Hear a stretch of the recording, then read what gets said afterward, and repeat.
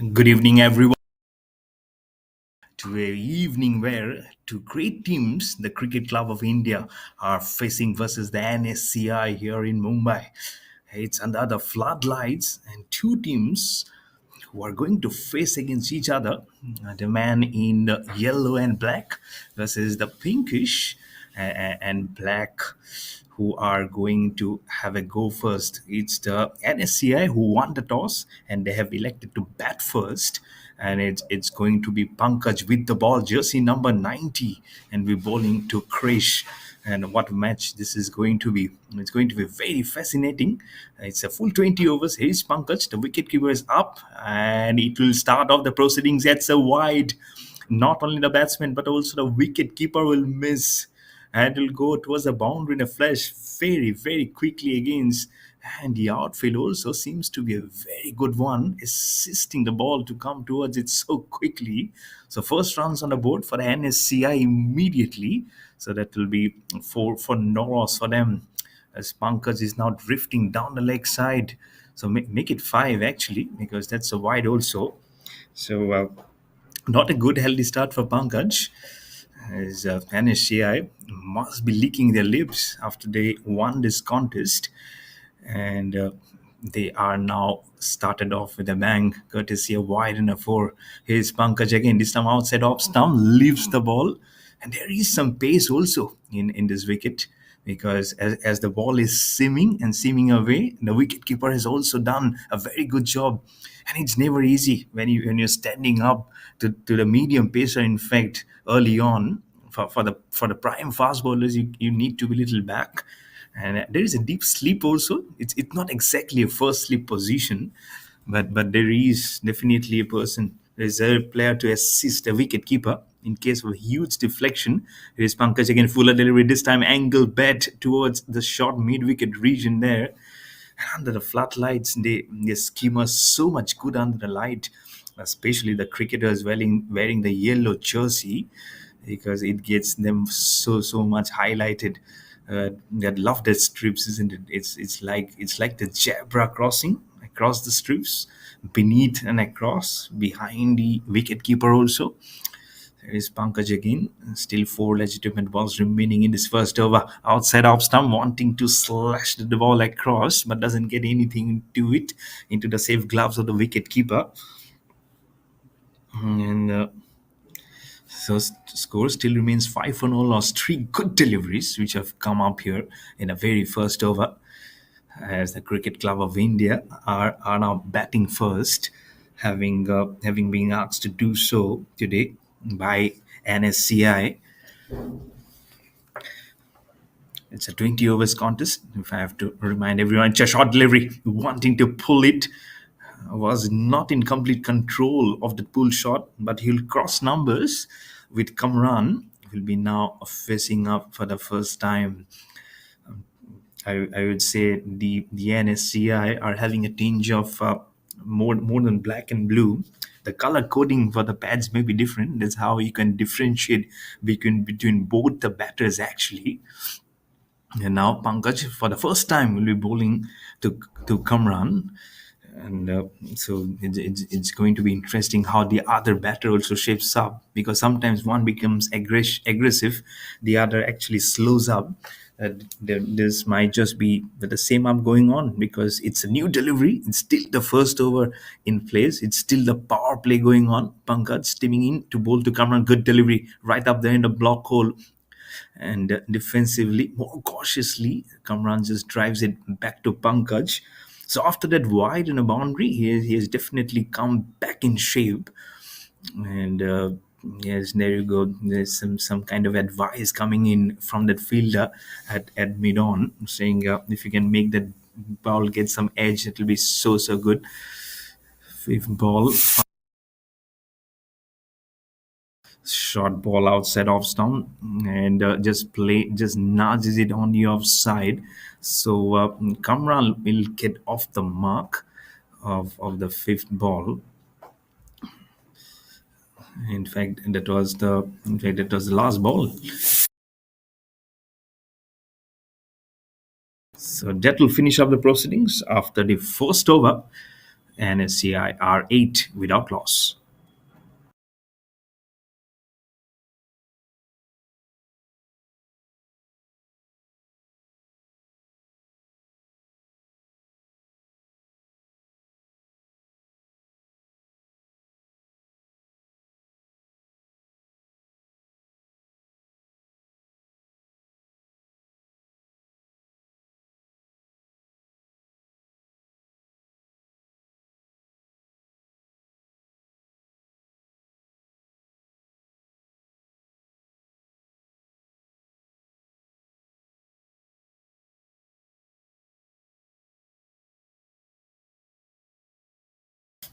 So it will be a spinner coming in the second over.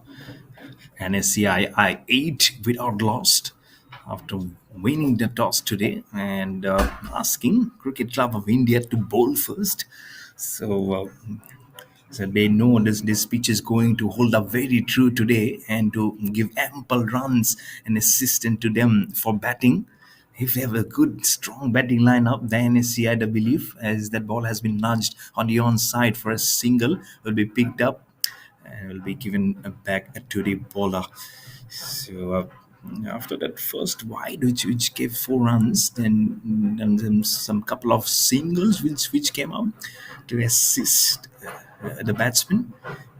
And so today is different festivities going on across in different places in the country. But what a shot this is!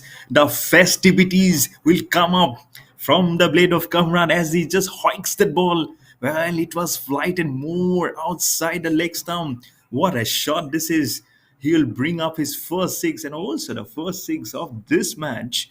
And now NSCI with that six, they go on to 14 without loss. The ball is probably lost somewhere into the darkness, but I'm sure it will retrieve very, very quickly as Kasif has been under the belt first up. Left armer flights that ball and absolutely in his zone. Kamran just free his arms to complete the formality of those six mighty runs. He's just waiting for that ball to come. And after that six, NSCI are 14 without loss.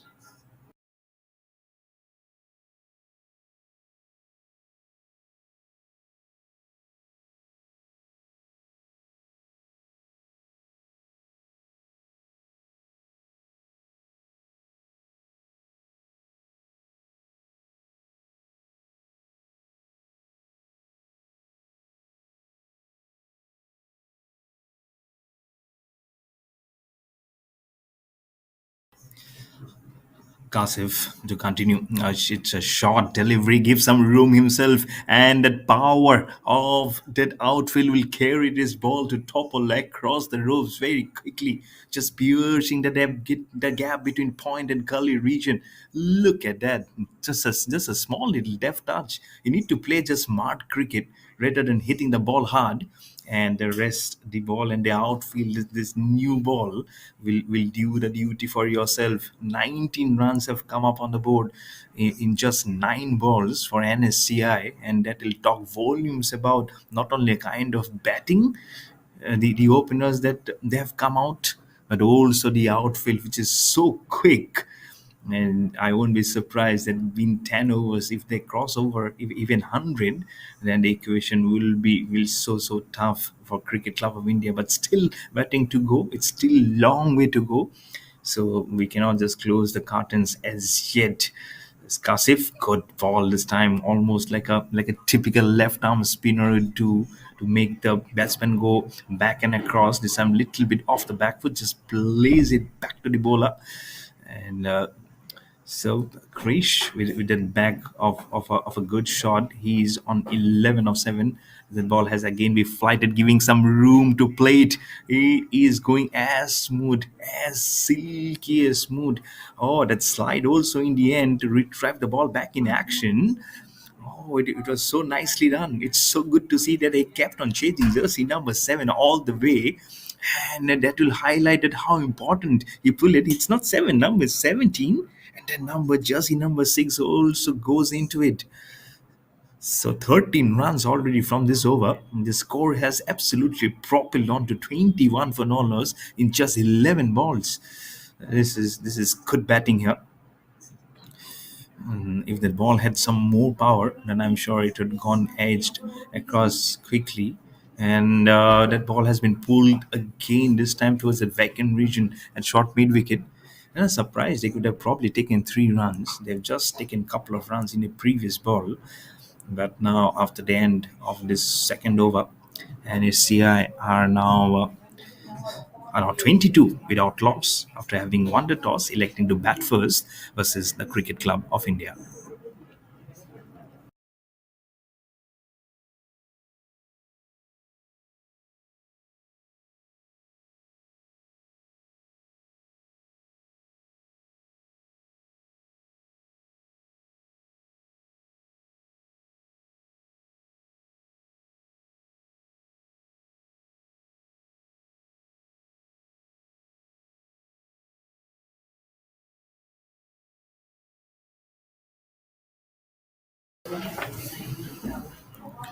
Pankaj to continue. Wanting to go downtown. Yes, getting the intentions clear this time. Probably a huge inside edge onto his pads. That's the only reason probably that has actually saved him. Or else could have easily got it ricocheted onto the stumps.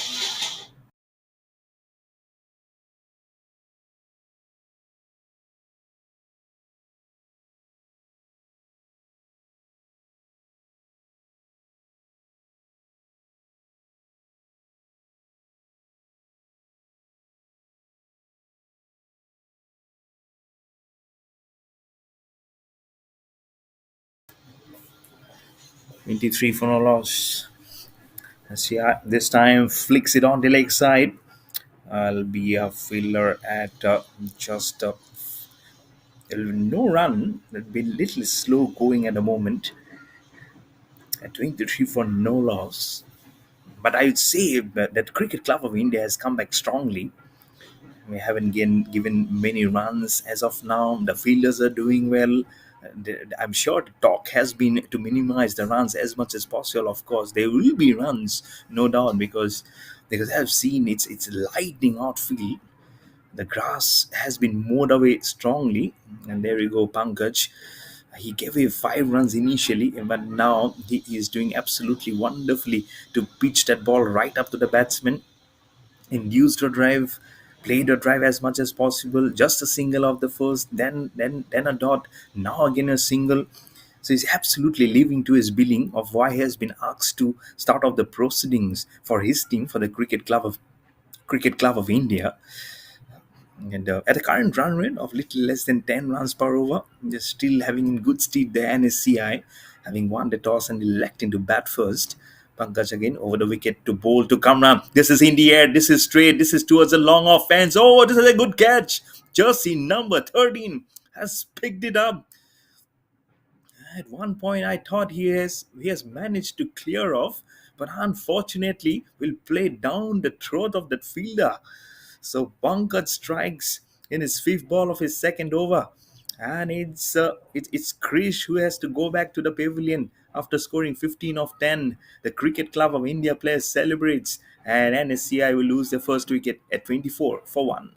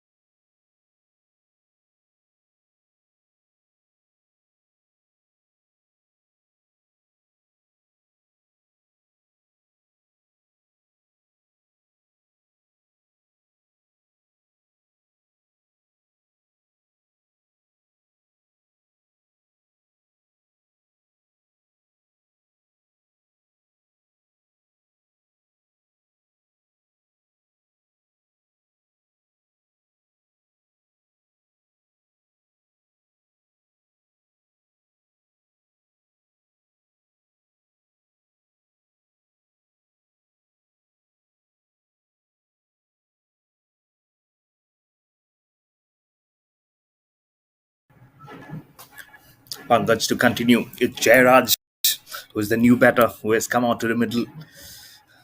And this is a good breakthrough because he was looking dangerous. He was scoring the bulk of the runs. Was Krish. And that's why to see the back of him going back to the pavilion will be such a huge relief for the Cricket Club of India. It's Pankaj again running into bowl the last ball of his third over. Oh, this is brilliant stuff. Just couple of runs and a wicket, and then two dots. In fact, three dots in this over. Has absolutely come back so strongly in his second over. And after three overs, NSCI are 24 for 1.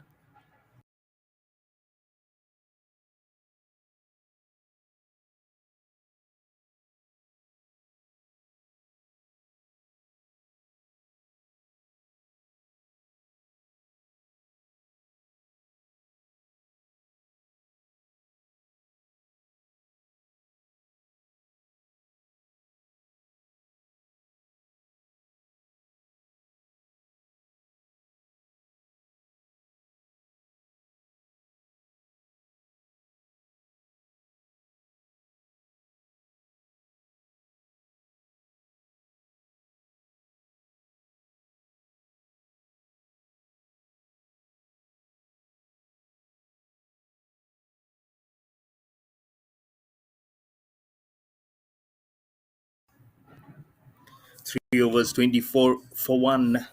Kasif, this time just giving the ball more riff than air to Kamran, who's on 3 not out of 6.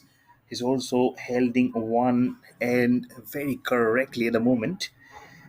And now with that fall of that wicket,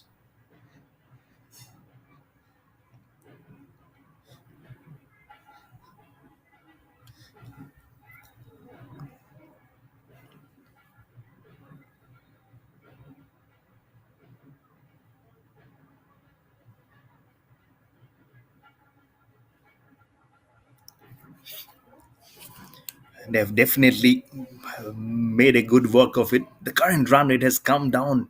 At one point, it was hovering around 10 runs per over, and now it is in fact less than 8. In fact, it's around just 7 runs per over. Short delivery, pulls it away and pulls it perfectly. The white fence is waiting for that white ball to come across. This is huge. Absolutely smashed it. And for a spinner, it's an absolute crime to ball a half tracker. You cannot do that. You absolutely cannot do that.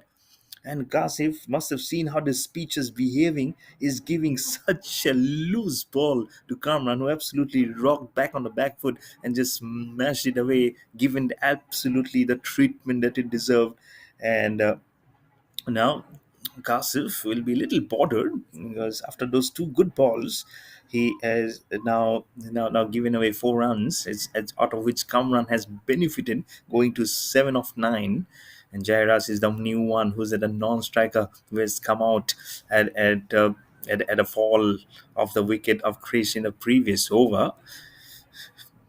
But if this is the kind of carnage initially you're seeing, it'd be just shudder to think what might just get unfolded in the later overs. This is brilliant fielding. Had the extra cover. The ball was coming towards him at knots, and so he did perfectly well to stop that ball and not making it move across.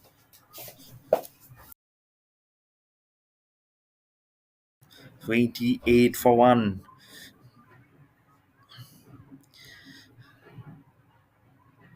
A good ball just in defense, doing it very well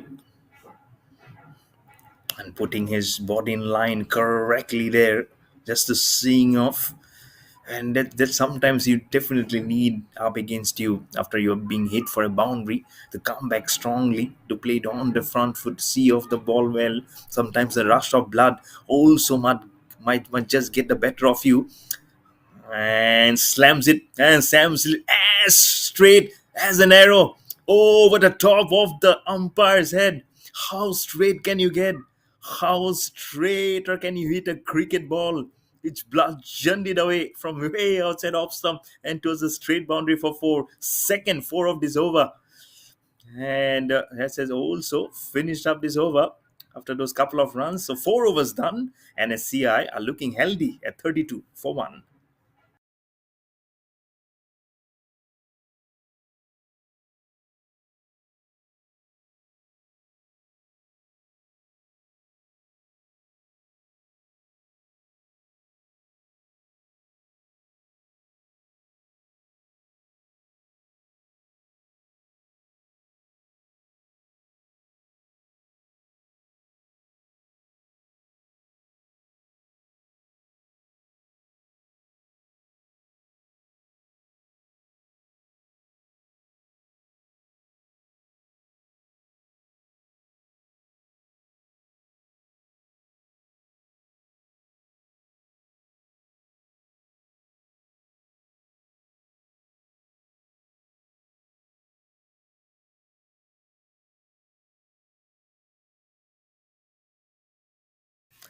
32 for 1. Pankaj has been absolutely brilliant. He started off with a wide and a boundary, and after that, just look at his figures. Just 2 overs, 1 for 10, including the breakthrough, the partnership breaker, and so he's bowling like a champion. He knows it's like a cutthroat competition at the moment. Oh, this is straight. This is high. And exactly what happened in the previous over. Last ball. It's a repeat of what happened previously. Oh my goodness. They are treating the bowlers like it's easy work and smashed it. This is much more of an good anticipation of the cricket ball, and his face looks like Australia's Marcus Stoinis. If you look at his face, just big eyes, the way he's just playing those strokes, and Kamran, boundary previously and boundary again of Pankaj Jova. He's feeling the heat again. You can see the itchiness on his face now, making some kind of field restrictions in there. They're trying to close in up on this fifth over. Oh, it's a full toss. Also, it's in the air. Is there fielder underneath it? Is the fielder? There is no one. Oh, but the off for six.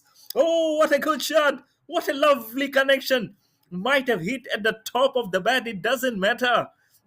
First the four, Dennis, and Dennis six. Oh, what a shot this is. This is wonderfully done here.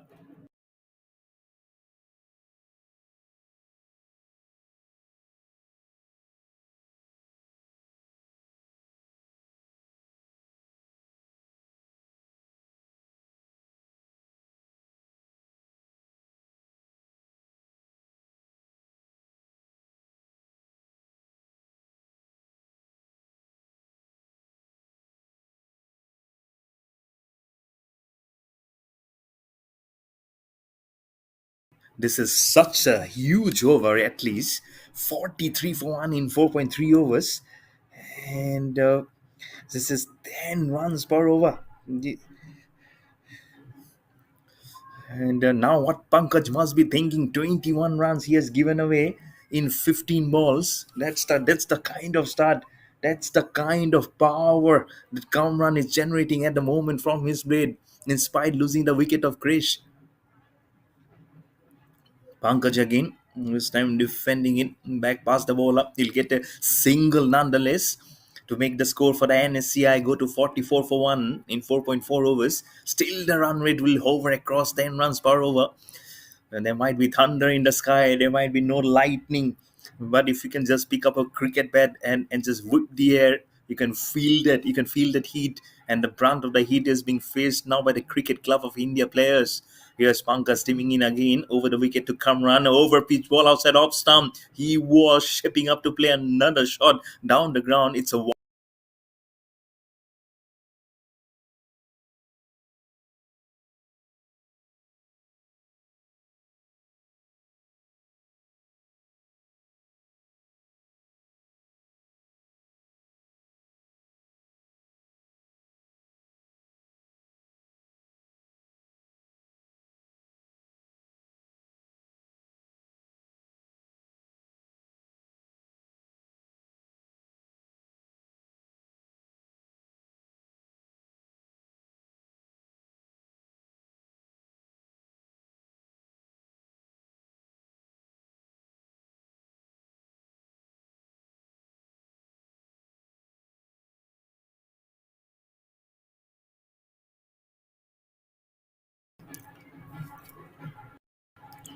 Pretty good shots. Yeah. I can't run it on 9.64. It's still they're going so strongly. Pankaj, still to ball. This is slower. This time slower in the air. He has finished up strongly, but still a ball to go because there's a wide. And I guess he has also. Oh, he has finished it up. He's actually finished it up. So 5 overs done. NSCI, after having electing to bat first, are 45 for one.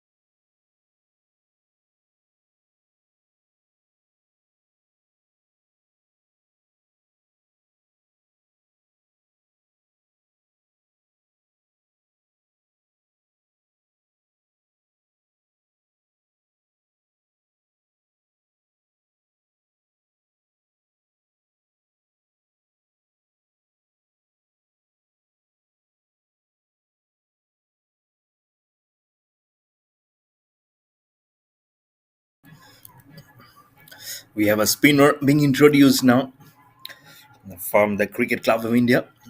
Nice ripping action as we have seen there. But can he just stop this? Can he stop the run? It's shot. It's shot. He's pulled it away. And a couple of bounces across. Don't bowl half tracker as a spinner.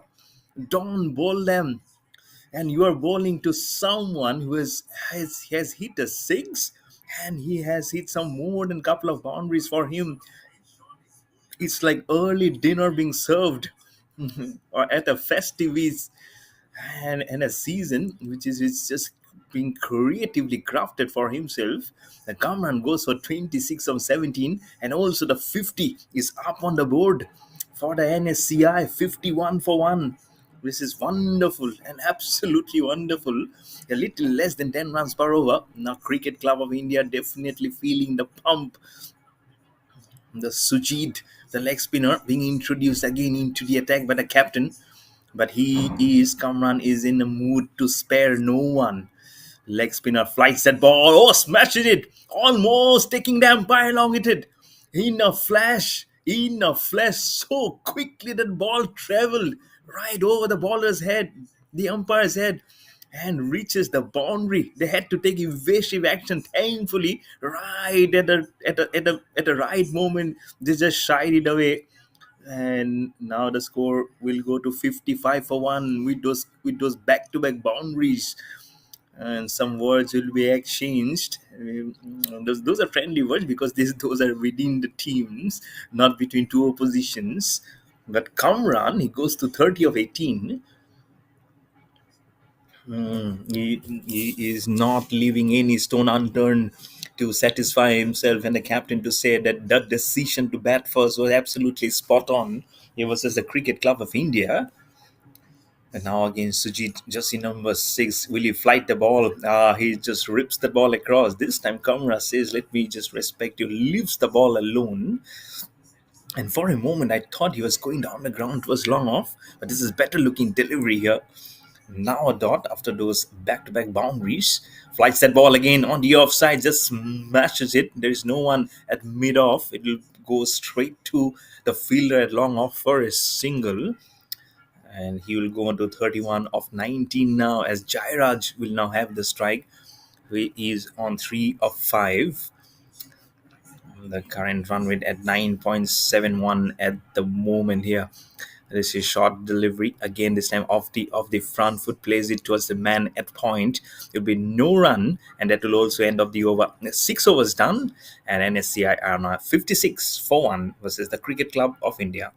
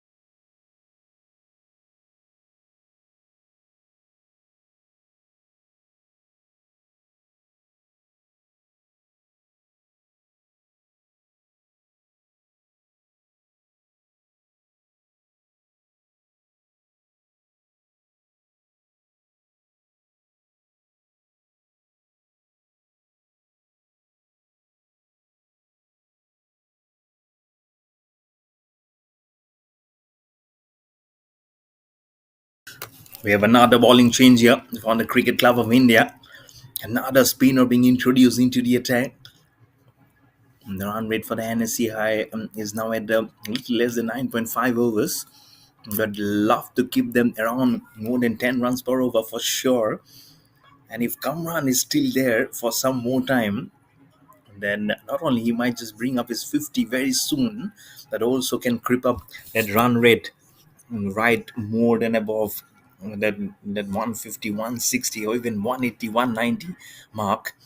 Off spinner. No, it's a full toss. Oh, it's a full toss. And where has it landed? It has gone over.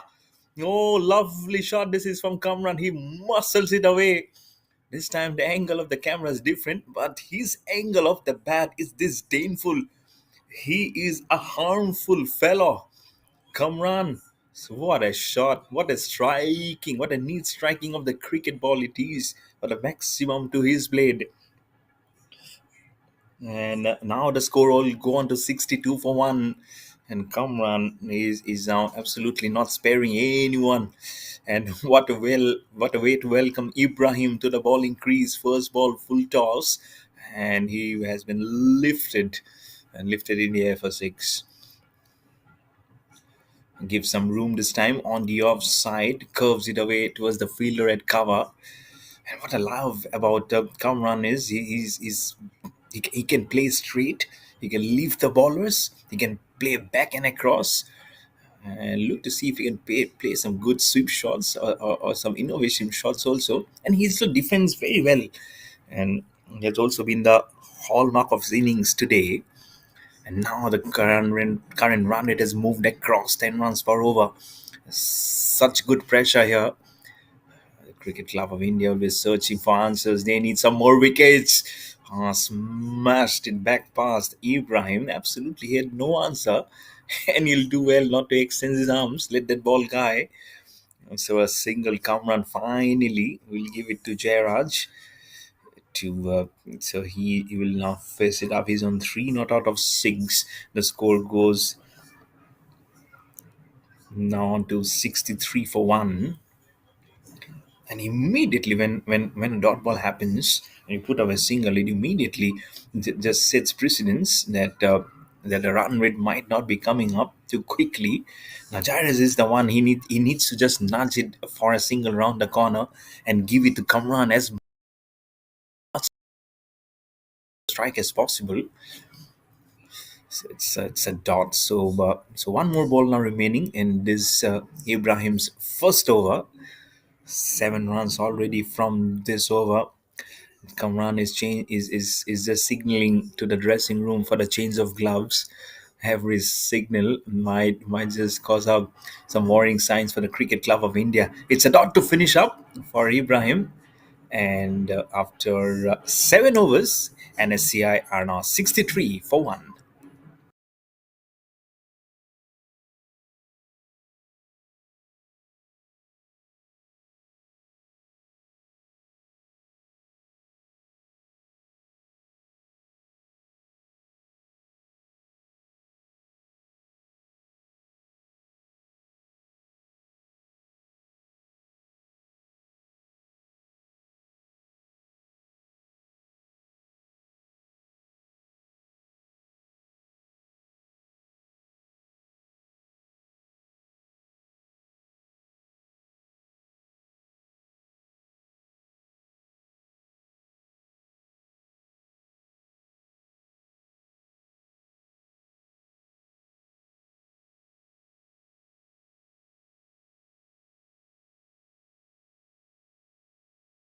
Sujit to continue.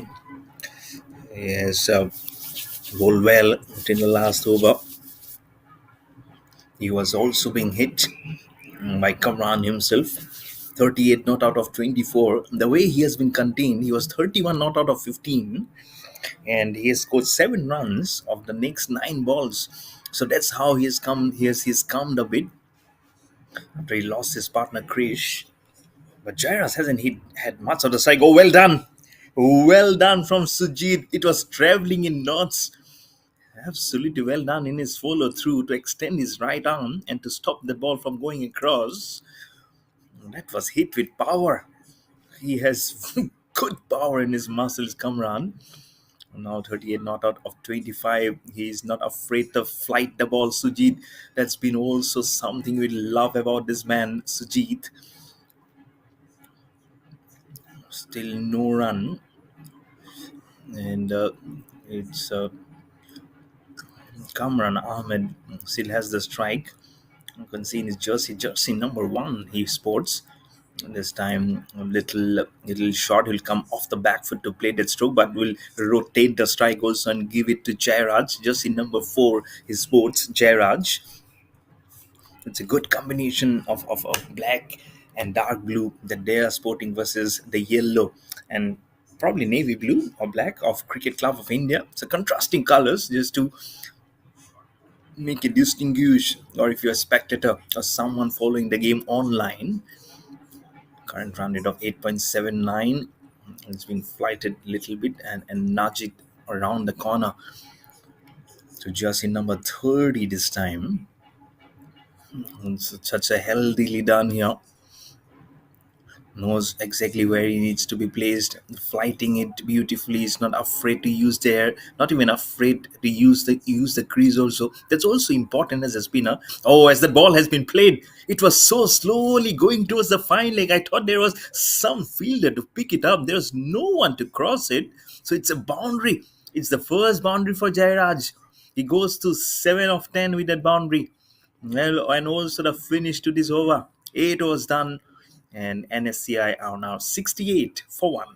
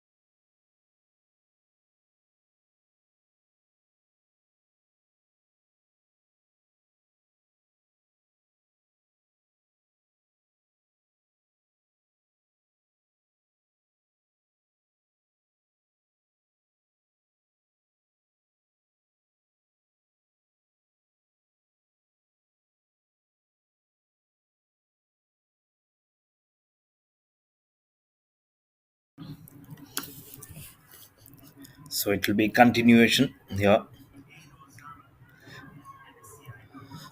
It's Ibrahim who was continuing the proceedings here in his second over. He was being smashed courtesy of a full toss that he.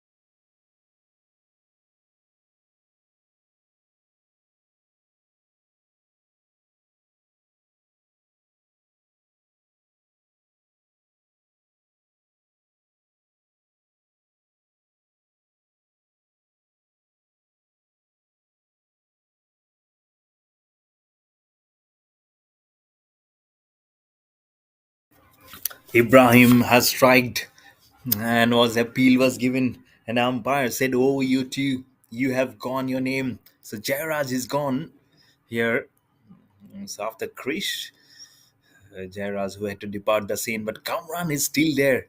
He is a dreadful sight. He's on 40 of 28.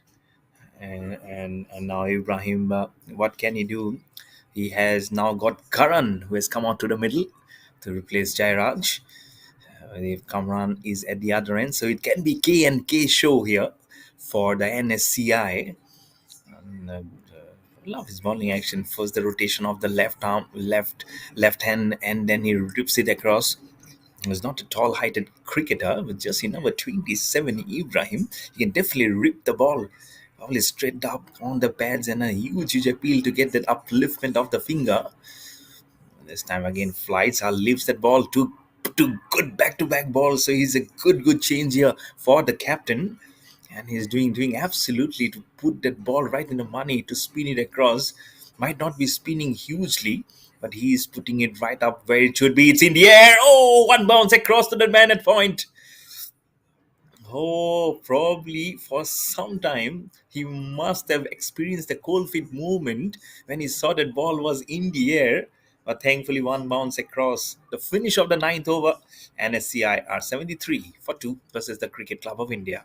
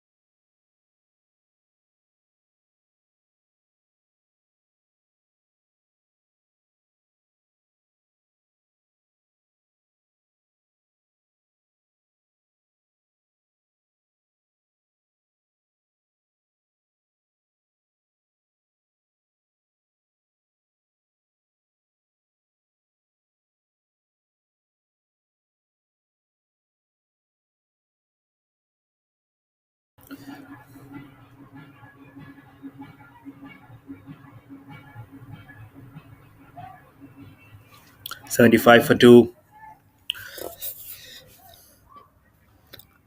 And now NSCI probably will be inching to see if what can be done here, because they might have be just losing the track here. Oh no, they might not be also. But now it's Krish has come up. If not for the other one, oh, one bounce across. It's this time from the blade of Karan, who just slogs it away. He must be seeing so much of action sitting among his colleagues at the dugout, and this time he just sweeps it at top edge. There is no fielder, and will go towards the square leg region. One bounce across for 4.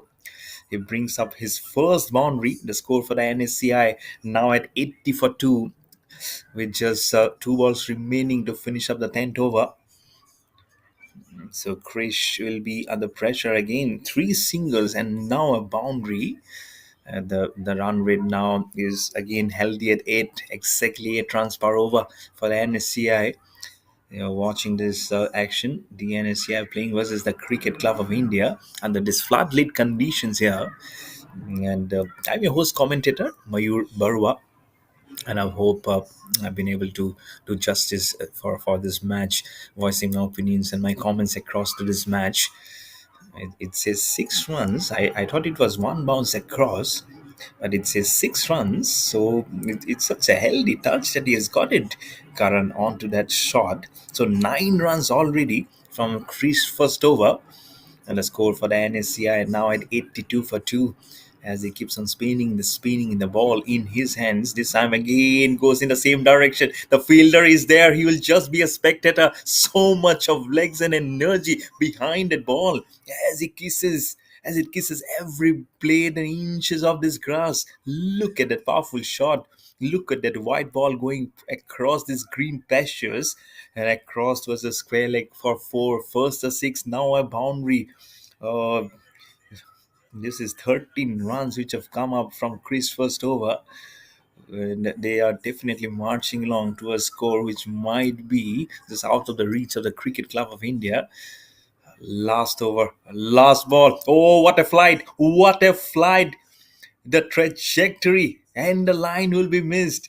That's what Kamran is saying from the other end. He should have played. He should have played with a more straighter bat rather than trying to go on the onside. But Chris has the last love. He gets the wicket of Karan. He's out for 9 of 7 balls. And after 10 overs, NSCI are 84 for 3.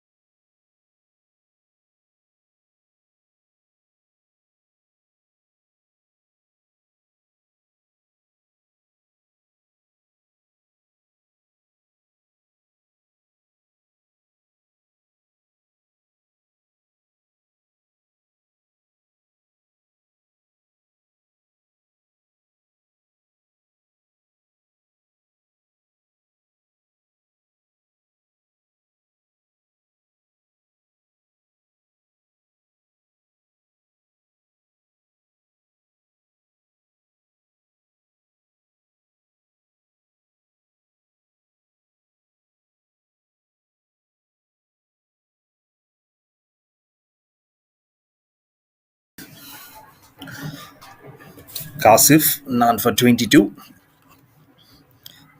NSCI at 84 for 3 now. This ball has been driven towards that long off, long rather for a single. He has been a little expensive today, but if uh, if he can control how it has been going at the other end before, then he can feel that he's at least a good relief bowler rather than what others were today going under the hammering, especially from the blade of Kamran, who's on 42 of 31, and now will be facing off Kashif. So two strokes away from getting his half century is Kamran. And at one point he was 30, 35 or 15, not a little slow. But then you never know what's coming in his mind second up. little did off the back foot, just playing that ball. This time it has gripped and turned on the offside for a single. Will give the strike to Paris, who has just come out at a fall of the third wicket. 0 of 0 to make it, and what a good that was to capture that wicket, the third one. This time again, it's a take outside edge. There is no accompanying along with the wicketkeeper.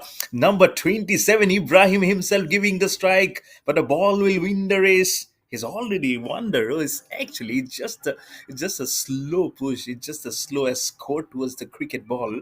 Because on this surface, when the ball goes quickly, it definitely just makes it way so ever so fast, and so that boundary was coming home for the NSCI. Now the score goes to 90 for 3, and Kamran on 47, just 3 runs away from his 50.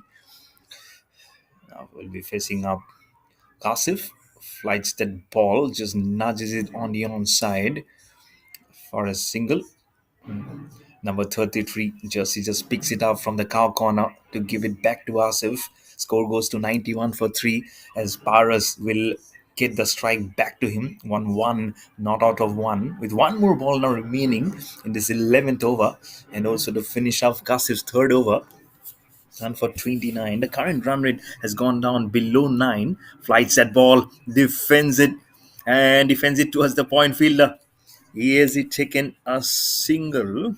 I have to just see whether he has retained the strike for himself. I feel he has, because the way he was running after defending the ball, I felt he just keep the strike himself. Yep, Faris goes to 2 of 2, and after 11 overs with 9 overs remaining, NSCI are 92 for 3.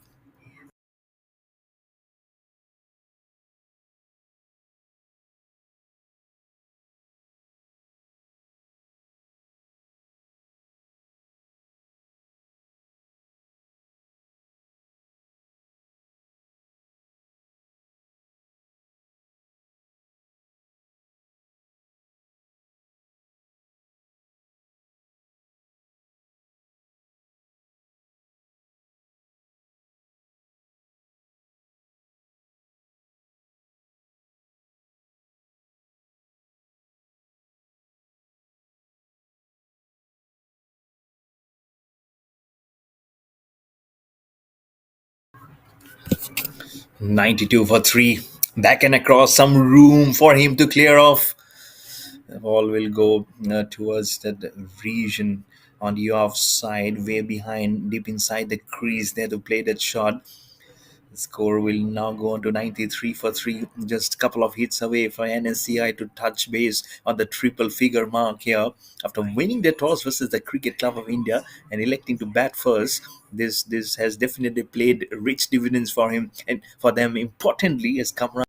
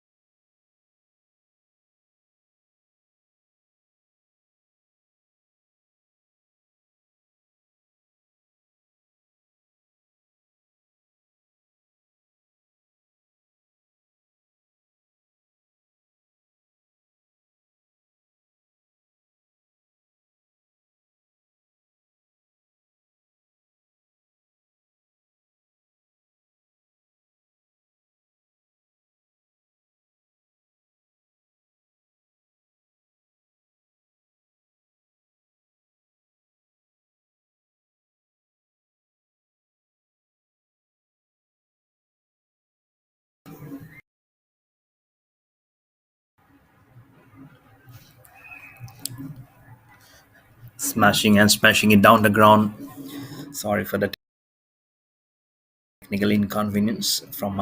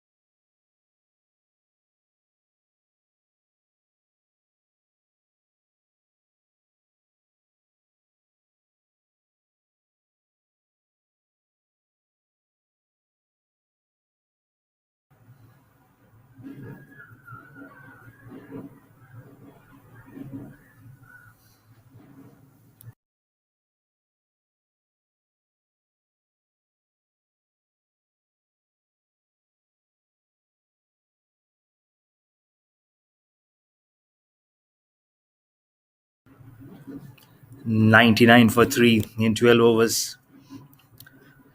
His Krish will be bowling to Paras. A flight step ball. Devs it on the onside for a single. And that will also bring up the 100 for the NSCI. It's a good one to bring those runs to contention for them. 99 for 3 in 12 overs.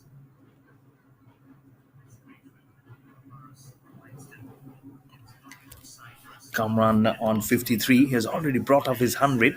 And what a good hunt.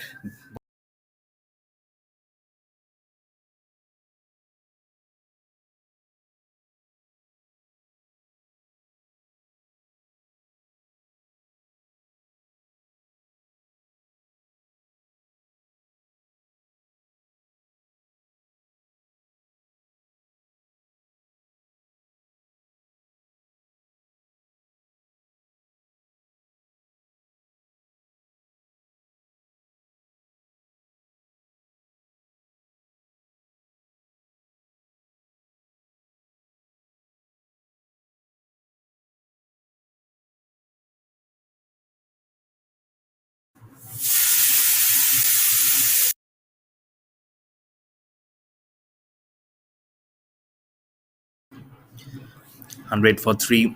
Kamran bringing his half century in 37 balls. Now on 53 of 38. And what will Kasif's be strategy? Will be so interesting to see. Just off the back foot playing that shot ever so closely. Now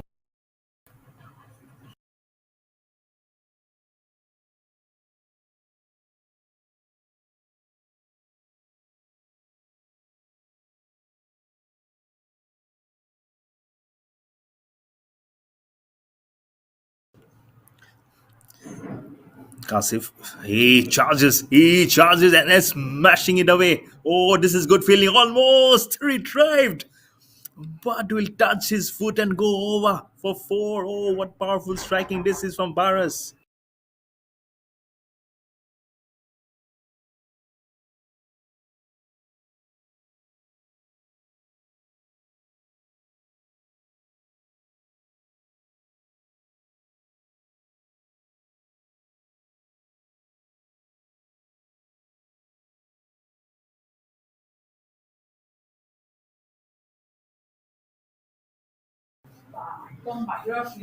Thirteen overs, 106 for 3 after that end of the over. And with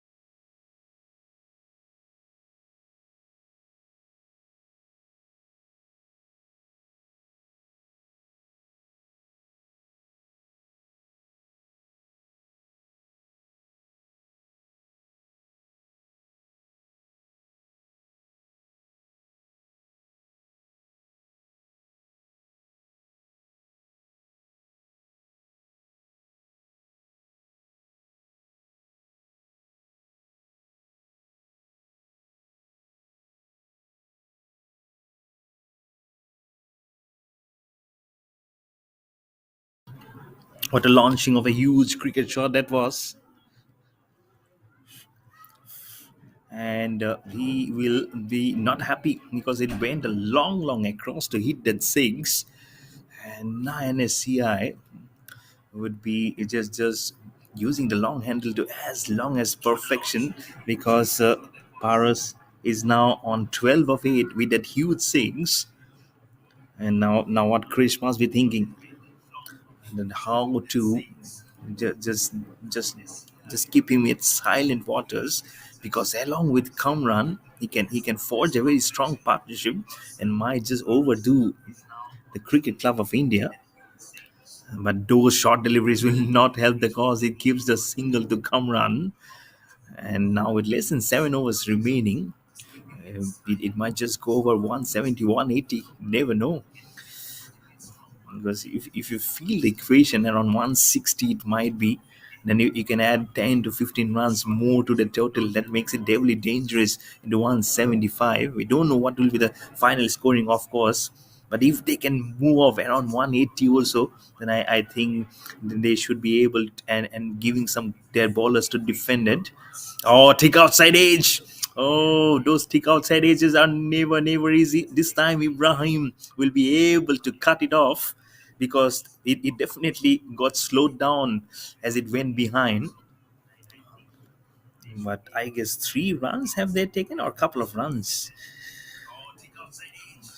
Got a thick piece of that onto it. So 3 runs have come up. Kamran goes to 63 or 43, played the ball as late as possible, got the toe end of the corner of the bat as it went behind the wicket keeper.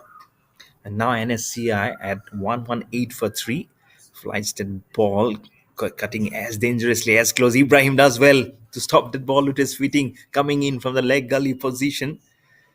And at that gully position becomes very busier, as that ball will keep on spinning away from you.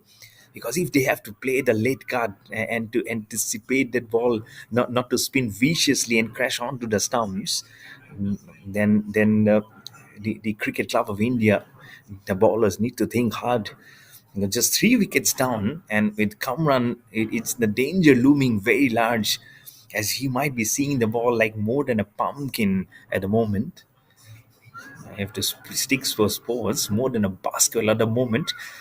Flighted well, well done. Paras had to lunge forward to get to that ball. It's a dot to finish up, and after 14 overs, NSCI are 119 for 3.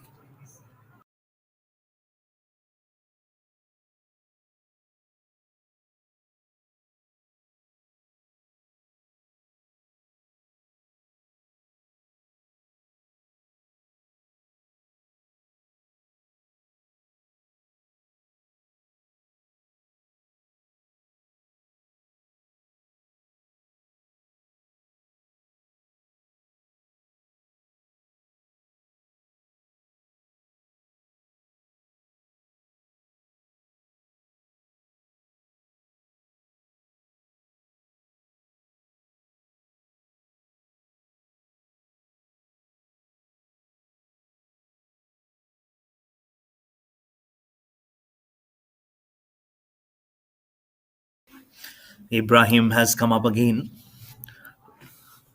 119 for 3. Can they restrict the run flow? He'll be bowling to Paras, who already has a boundary to his name, and he'll be looking confident, because the more the boundaries will be coming up, it will keep on giving more and more confidence boost to both the batters, especially to Kamran.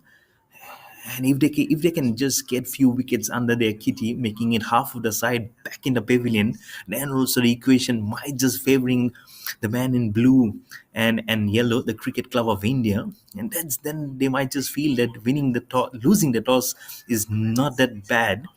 But then there is a batting also to be have had here, because this Cricket Club of India, they will be batting second, and then the moisture might just come in display. I don't know how much it is around that area, but Kamran is still there at the other end. This time Ibrahim, short delivery, given some room, and immediately 4 runs have come up of the very first ball of the 15th over. It's actually not the replay. That's from the previous one. This way, way from the previous one. If you have to look at this, the one which actually came up right now of Ibrahim, this is really, really short. And yes, the towels will come up regularly, and that's why I feel the moisture will play an important role in this chase here for the Cricket Club of India. Now he has given away 16 runs in his 13 balls. Ibrahim, there you go, rotating his left arm, has got that huge starting action. Oh, through the covers, Kryle that one towards the deep point region, this time for a single, gives it to Kamran. Now gets more dangerous. Kamran with his pink pants and changing of gloves, and with his masculine power. As I mentioned, he looks like Marcus Stoinis. And I remember watching the Big Bash League yesterday. Marcus Stoinis just hits it onto the Brisbane's indoor stadium roof. And Australian tennis legend player Djokovic was also present there, and Djokovic was absolutely stunned when it hit the roof and the catch was being taken. But early in the over, he just hit one which hit into the top second tier of that venue at Brisbane Cricket Ground. So that's the power that Marcus Stoinis generates. And that's what exactly I feel of Kamran. There we go. That's the power I was talking about. A bit of a misfeel, more than a bit of a misfeel. But I feel they have done well to restrict it for a single. As Paras will have the strike now. The score now goes to go 125 for 3 with that single. As Paras will now be on strike on 19 of 12 to face off Ibrahim in his third over. Again, some room outside off stump, piercing that field between point and gully region. The fielder is there. He dives and dives very well. So, but still, a couple of runs will be coming up. Oh, that's just a single. It's just again a single. So Kamran has said that I'll keep the strike. Let's not drive the overs. There's two more balls still remaining in this 15th over. He was quickly moving across to keep your eye perpendicular in line where the ball has coming. This has to be some good bit of a fielding. One more ball remaining in the 15th over. Flies that ball and Kamran smashing it. Oh, where it has gone. Over long on. Just one leg down and just muscles it across for a huge maximum to finish up the 10th over. Finish up the 15th actually. And the score is now 132 for 3 for the NSCI. This is absolutely a huge over as 13 runs have come up from this Ibrahim's third over. And with just 5 more overs remaining, I believe now NSCI will be definitely targeting around 180, or if not 185, they just might be. And I wouldn't be surprised if it even goes up to 190 here from here on. Under the tutelage of Kamran, it might look to a different scenario. He's on 70 or 47 and already showing his muscle power. 132 for 3 in 15 overs for the NSCI.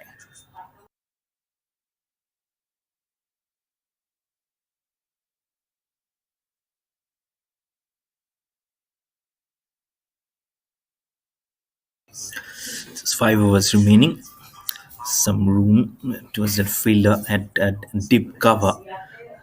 And importantly, it has to be Kamran the mainstay till the end, because he is holding one end. He's still carrying his bat right from the opening partnership until now. Kamran kept on losing wickets, but thankfully they haven't lost many. Just lost 3 wickets till now.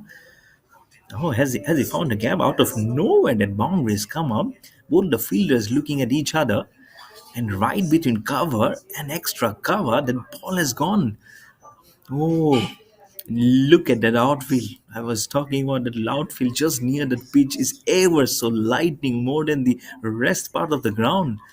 As soon as he's left the bat from that area and to reach that area, it went like a tracer bullet. We couldn't trace that ball. It's a nice flat lead ground, let me tell you, but still we couldn't track it. 136 for 3 with the boundary. Paras goes to 24 of 15. This time it's in the air. He was chasing underneath the ball. It will be a single to come up to give Kamran the strike for sure. And how do you distinguish Kamran with his pink color padding? And the way he keeps on changing his gloves, and every time he gets a single or gets on strike, he'll open up his gloves and again make it stance. And reminds me of Sanat Jayasuri of Sri Lanka also. Every time he gets a strike, he'll open up his gloves, gets it changed. And that's kind of superstitions also that some of the cricketers nowadays, this place goes down the ground and almost from a block hole, he will just play it from way outside off stump along the carpet towards lawn for a single. He's not happy probably with Paras. He definitely was thinking that the two was on. But Paras on 25, and this is a huge partnership in this passage of play right between Paras and Kamran. It might just be the different, it might just be the game changer. You never know. Chris on to Paras now. We'll be facing up two more balls still remaining in this over.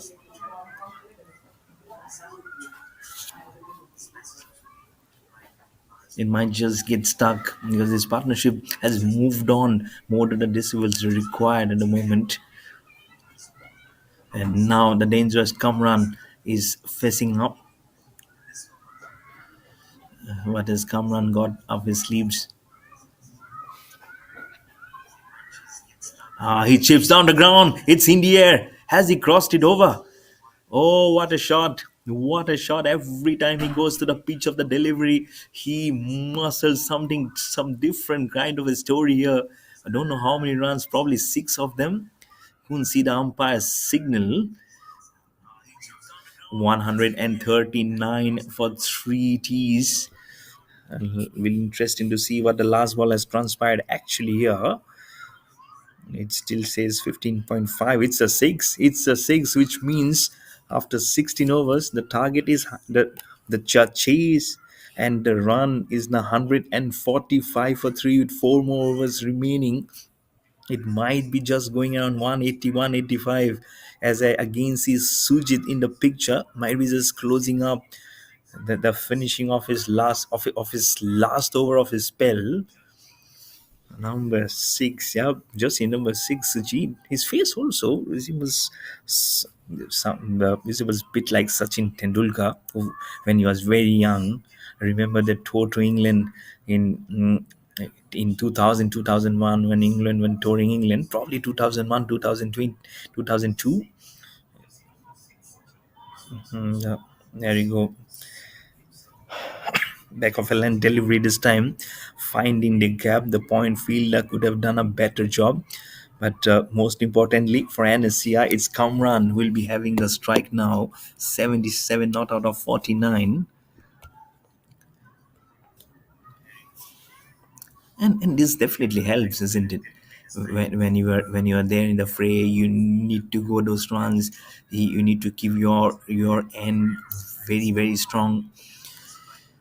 Sajid again short delivery. Kamran just finishes his formality and he says, "Let me just throw the kitchen sink onto it." But a couple of runs will be coming up back past Sujit that time again. But Sujit after this will still have one more over to go, and now he is on 79. NSCI 148 for three, still four more overs remaining. He is just using the pace, just using the pace. It's in the air. Thankfully, he didn't complete too much power in that shot, or else would have gone straight down the throat of that fielder charging in from long on. So one bounce across to him. So Kamran will go off the strike. And now it's Paras. Kamran on 79 now.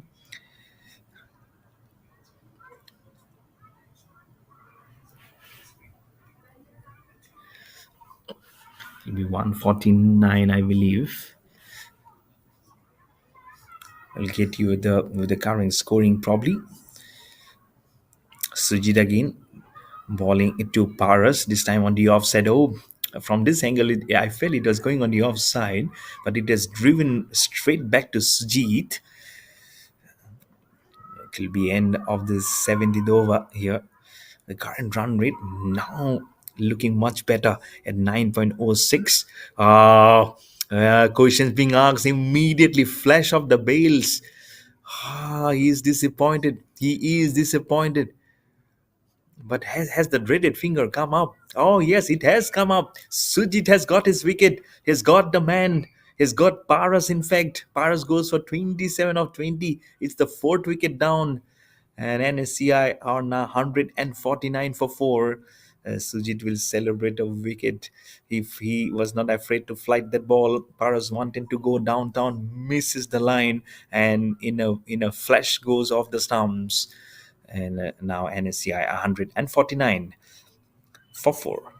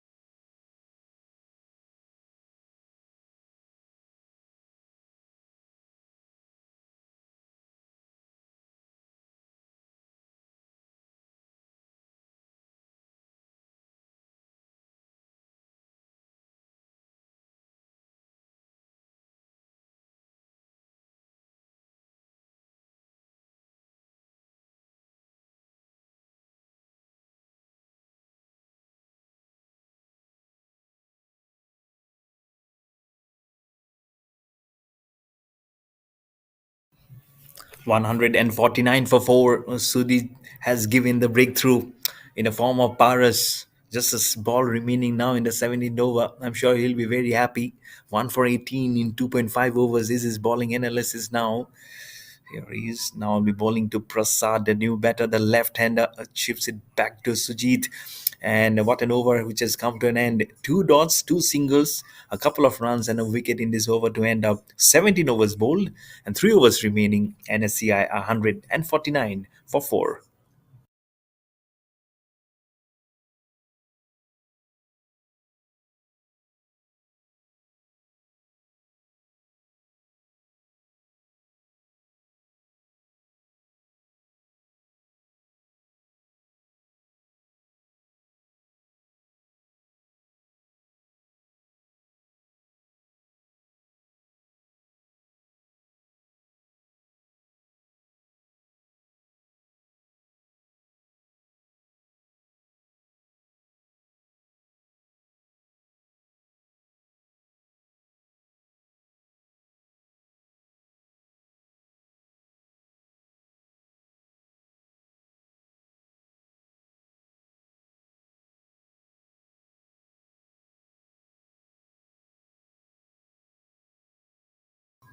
Swapnil is the new bowler who has been introduced into the attack by the captain of the Cricket Club of India. Oh, it might be a no ball. Yes, a no ball has already been signaled.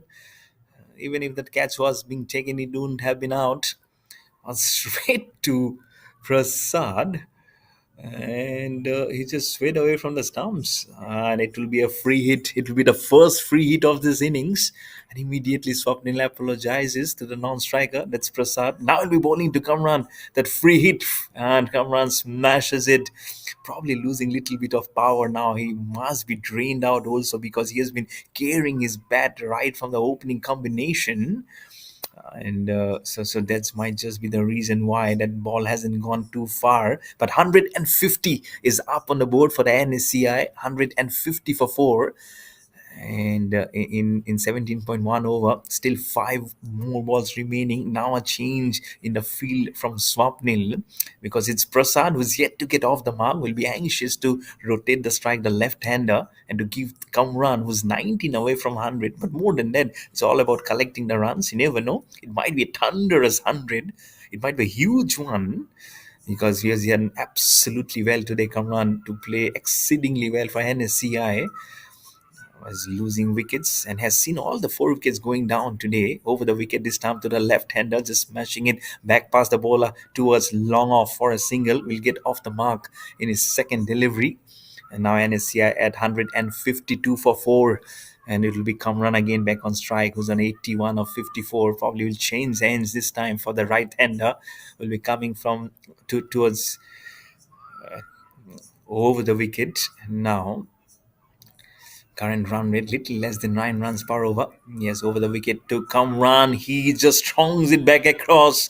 Oh, good fielding. Absolutely good fielding from short mid-wicket region. Oh, a throw at the non-striker. Oh, I thought the throw was towards the striking end, but he probably threw at the non-striker. But couple of runs again from Kamran. He goes to 83 of 54. And now the intentions are clear. These are slog overs. Use the long handle. Again, this time Swapnil. Thick inside edge. The first call for the single is a one. It has been called very hard. Wanting to go down again was Kamran, only to get a deflection of the bat and probably the toe end of the bat. And 666 is the jersey number for PD Prasad. And now the score is 155 for 4 for the NSCI. Chipping it, doesn't get too much. Looks at his bat immediately, just at the end corner of the bat. Oh, might be a run out. Oh, yes, it is. It is a run out directly at the stumps. Up goes the finger of the on-field umpire saying that it's OUT. No chance, absolutely. Don't have to go upstairs. Oh, what a throw that was from jersey number 6 onto the stumps. And Prasad is a goner. Half of the side is now gone for NSCI. He'll be a goner after scoring 1 of 3. And NSCI are now 155 for 5.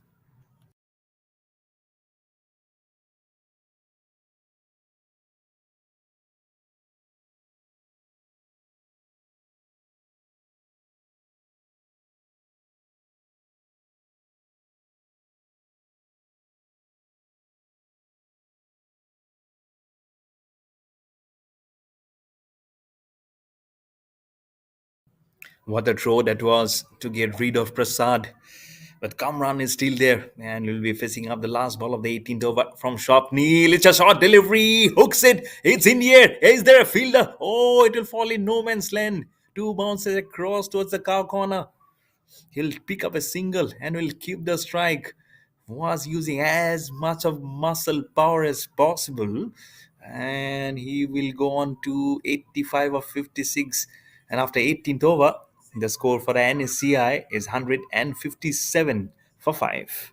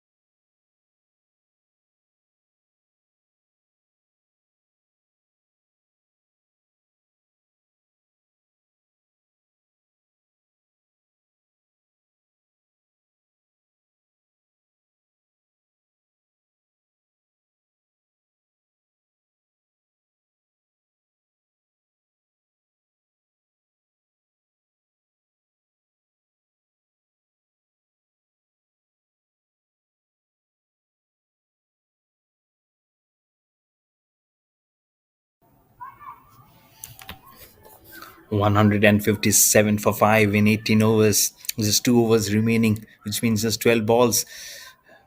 And it's Sujit who has come up to bowl the last over of his spell. Bit of a fumble. Will this allow to come back, come run for 2 runs? Yes, it is. Now goes to 87 or 57.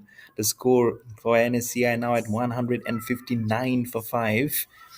The current run rate is hovering around 9 runs per over at 8.7272 to be precise.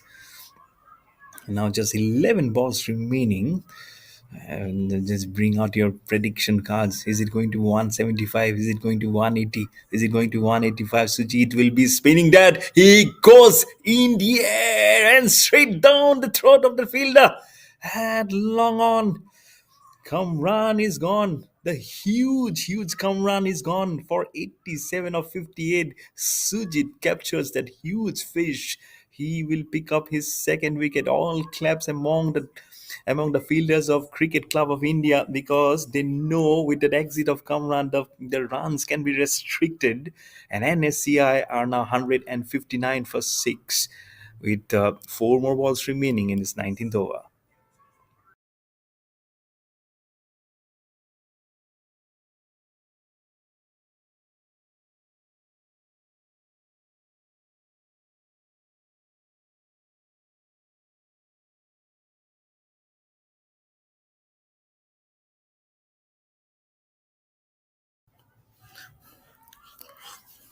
New batsman is at the crease.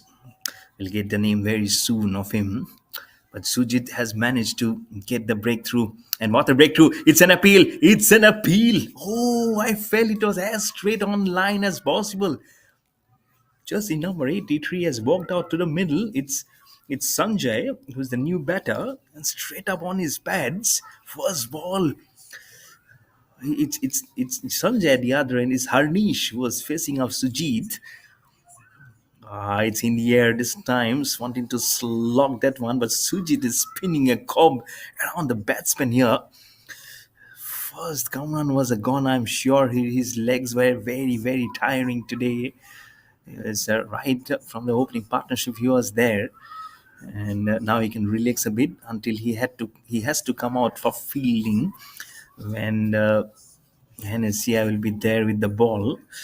Now Sujit on to Sanjay, flights that ball, who gives some room to play it through the angle. Oh, the dive was there, but the ball will win the race, sliding right behind and sneaking it past and towards the deep long offense for 4. What a way to finish up this over. Oh, there's one more ball remaining, or has it finished? There's one more ball remaining. Despite the wicket, there is also boundary coming in. What a shot from Sanjay to get off the mark, pierced that gap and found it to perfection. 164 for 6 now, with the ball remaining in the 19th over. This time the bottom hand will just come up. Has he taken the second one? The throw has come up from the deep. Yep, a couple of runs. So 19 overs will be bowled, and NSCI are now 166 for 6.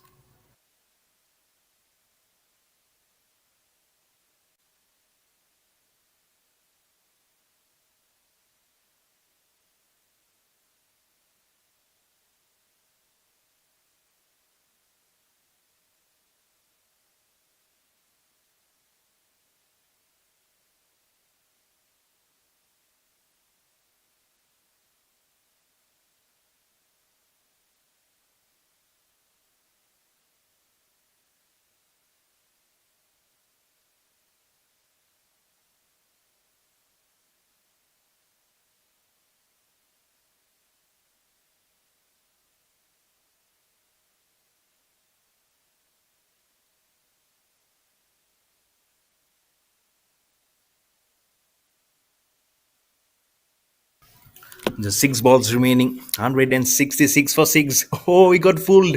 He got fooled. He quickly recovered to pick up the ball and stump it off. It's Harnish who has to go back to the pavilion. Was not being able to locate the ball where it gone. And Sapnil, with the first ball of his second over, claims a wicket courtesy a stumping. And now NSCI are 166 for 7.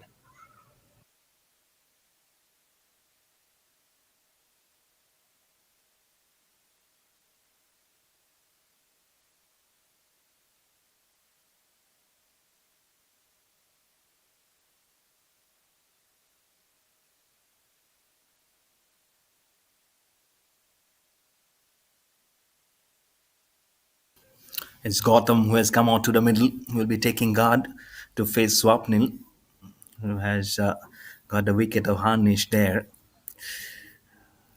I'm sure he'll be happy. And he's a tall guy. Probably he'd have been a pacer. I'm sure he'd have got some good pace. This time flights that ball. Oh, this is wonderful bowling. A thought again. What seemed like to be crossing 170 or 180 now is being restricted, not even 175 on the board. This is a huge comeback after the wicket of Kamran. Wonderful. Oh, this is wonderful. This is magnificent stuff. Three dots. Three dots in a trot, including a wicket in the form of a wicket keeping. No, this is not the replay. This is not the replay that we are searching for. But what a wicket and what a catch! This is of your own bowling. It was drilled very hard, but what a catch this is from Swapnil. This over has not produced a single run, but has instead given away two wickets, 166 for 8 now for the NSCI.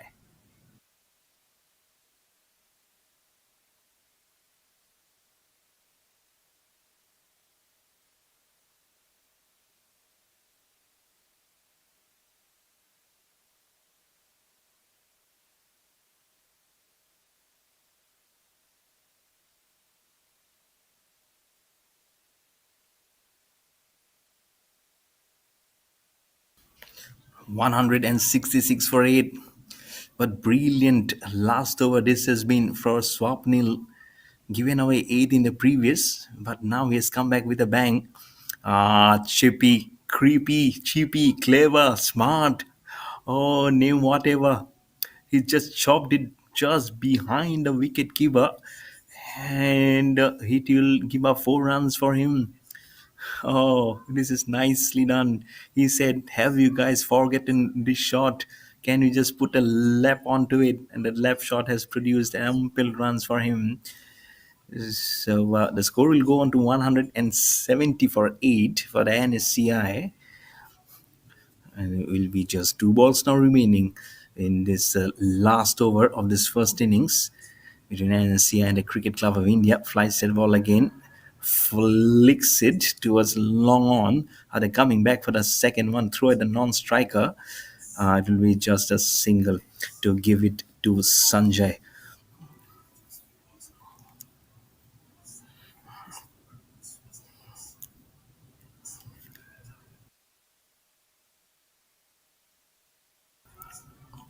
So the last ball is coming up as Sanjay just plays it towards the same way at long on. I'm sure they're coming back for the second one because it's the last ball and they will finish up at 173 for 8 after 20 overs. It's a very, very good score here.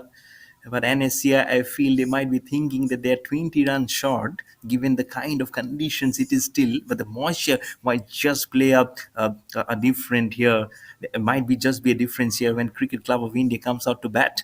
But the target for the Cricket Club of India, for the man in black and yellow, is 174 in 20 overs versus the NSCI, and it will be so interesting to see how this chase will unfold at the moment as we will take a short breather here.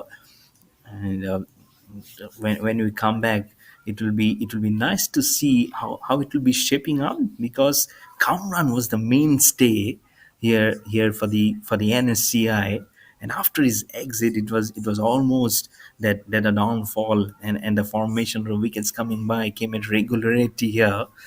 But then we'll have to applaud, you have to absolutely stand up and applaud the Cricket Club of India, how they have managed to strong a comeback here. As you look at the scorecard of NSCI, having won the toss and electing to bat first, Krish Jogani 15 of 10, Kamran Ahmed 87 of 58, Jairaj Thakkar 11 of 13, Pairas Javeri 27 of 20, Prasad Tivadkar 2 of 3, Harnish Shukla 1 of 3, Karan Chug 9 of 7, Sanjay Bohra 8 not out of 3, Gautam Parolia none of 2, and Yash Chavan 5 not out of 2. 8 runs came as an extra in the total. So I think they have done very well with that effort of keeping those extras only in single digits. And the destroyer in chief 2 for 15 swap nil in 2 overs. That last over was absolutely on spot on target. Then Sujit, the leg spinner, 4 overs, 2 for 27, and a wicket apiece for Pankaj, Ibrahim, and Krish. The first wicket fell at 24 for 1, then 73 for 2, a huge partnership, then 84 for 3, then 149 for 4, then 156 for 5, 159 for 6, then 166 for 7, and the last wicket at 166 for 8. And that's when we finished up with the last partnership, 173 for 8 after 20 overs. And if you see the middle overs, that's where the wickets actually started falling out. After that fourth wicket fell, it was almost like a procession of wickets which fell up. And that's where the Cricket Club of India saw a light at the end of the tunnel and made a good comeback. So 174 is the target for the Cricket Club of India. We'll be back with a very short break very soon. This is your host commentator Mayur Barua, and I'll join with you guys very soon. So stick with us, don't go anywhere. Cheers.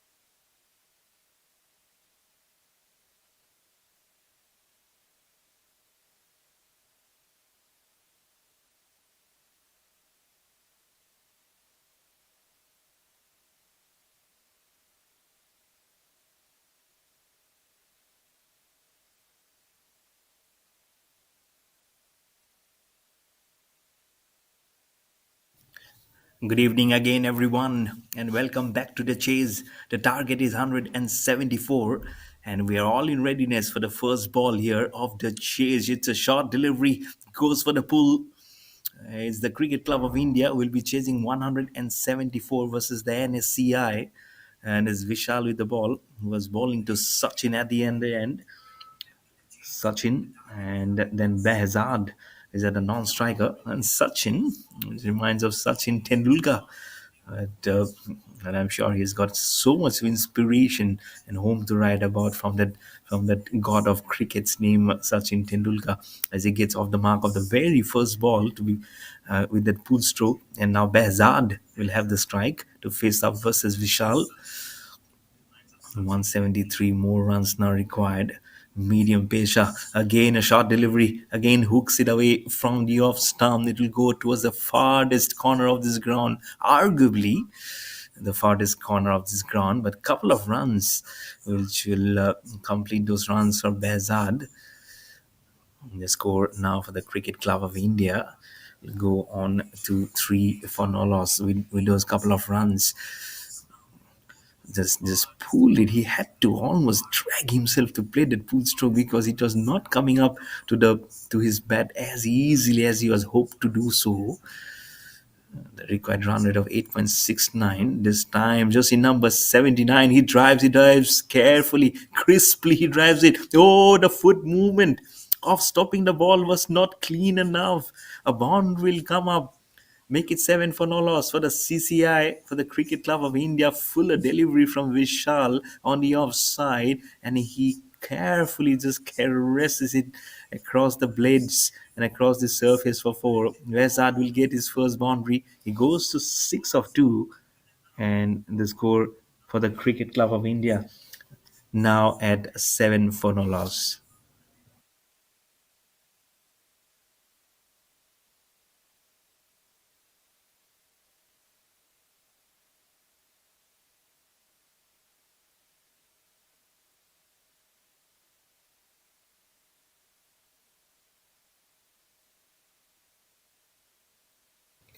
Vishal again to bowl to Vezad. Oh, at the very last moment, he just cuts the ball intentionally, wanting to glide it past the man at gully. He'll get no run. And hint of movement that we have seen for the medium pacer. Imagine what a premium fast bowler of the likes of Bratley probably, or like Shoaib Akhtar or Zahir Khan would have generated from this pitch, would have extracted so much of bounce and pace early on. Now, two more balls remaining in this first over. Vishal again over the wicket to bowl to Beza. Beza drives with one hand coming up. And that cover fielder, probably that ball has hit his leg, and that's why the speed was minimized, or else would have definitely gone straight and very quickly off the surface towards the sweeper cover. There was a fielder being stationed. It's a 20 overs contest, 174 needed, now needing 167 more for the Cricket Club of India. So just a ball remaining here in this over. 8 for no loss. Vishal now will be bowling up to Sachin, who just leaves the ball, and that will be a wide signal. With that wide, make the score go to 9 for no loss. So expensive. I won't say much expensive, but they need a good start. The Cricket Club of India, the man in blue and yellow, and Sachin is a huge figure there. You see, it's unlike the original Master Blaster, Sachin Tendulkar. He has a better height. Facing the last ball of the first over, wanting to go back and across to cut that ball, but it will be a dot to finish up the proceedings of the first over. 9 for no loss for the Cricket Club of India, chasing a target of 174 versus the NSCI.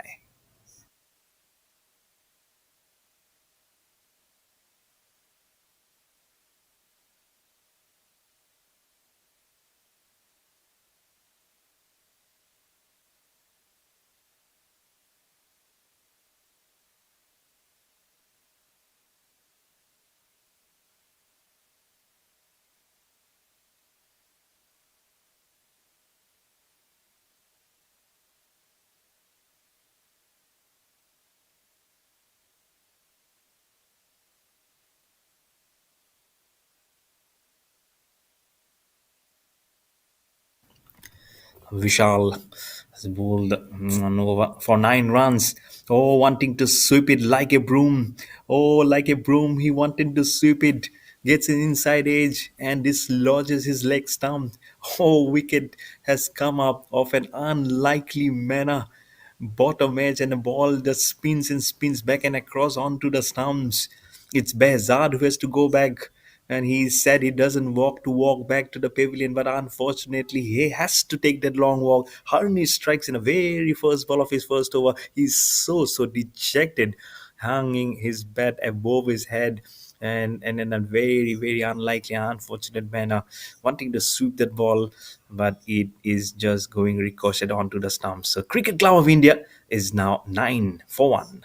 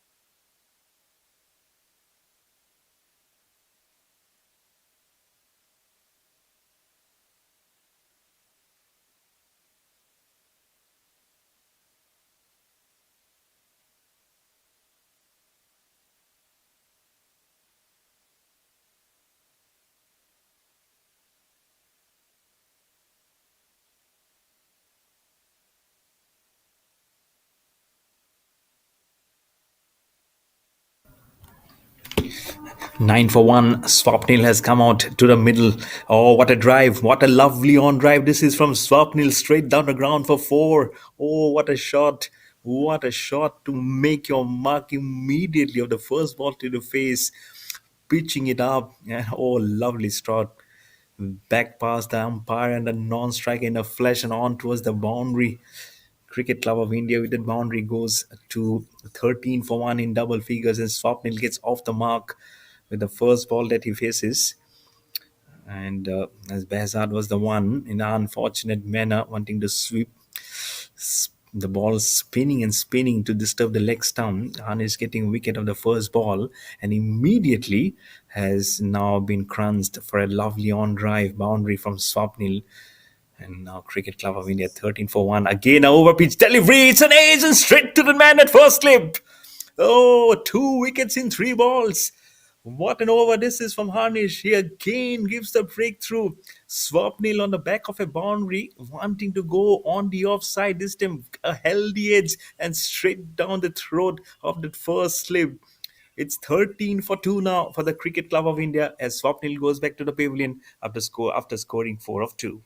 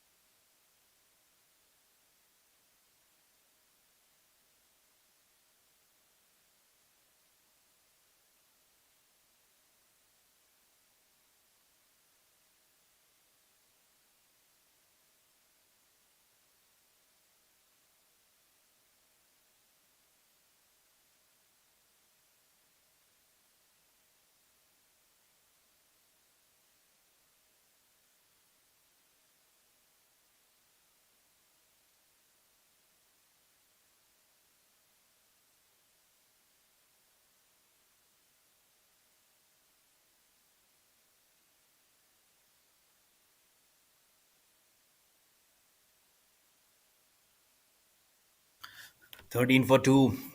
Harnish has absolutely created havoc here. First, the wicket of. And then he picks up another one. So, two wickets in three balls, and now a dot. And then a boundary in between that on drive from Swapnil. I felt that he was there to make a mark, but then on the offside, some greediness in display, and then straight that was on to the left of the first slip. 13 for 2. This time on the block hole right there.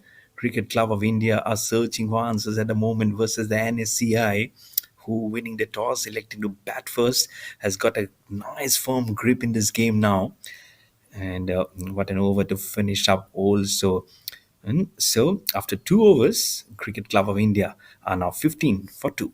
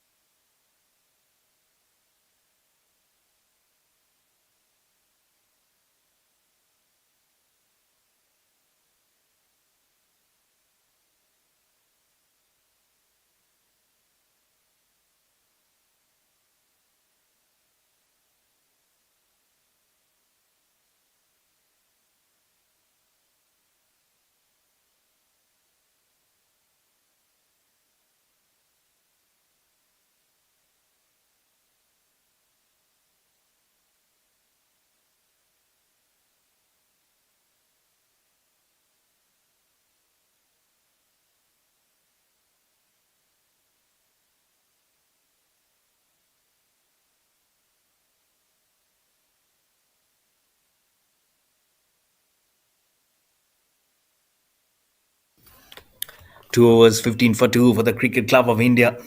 Good length, good bowling there. Shakes it shot there. As Vishal again will continue his second over. None for 9.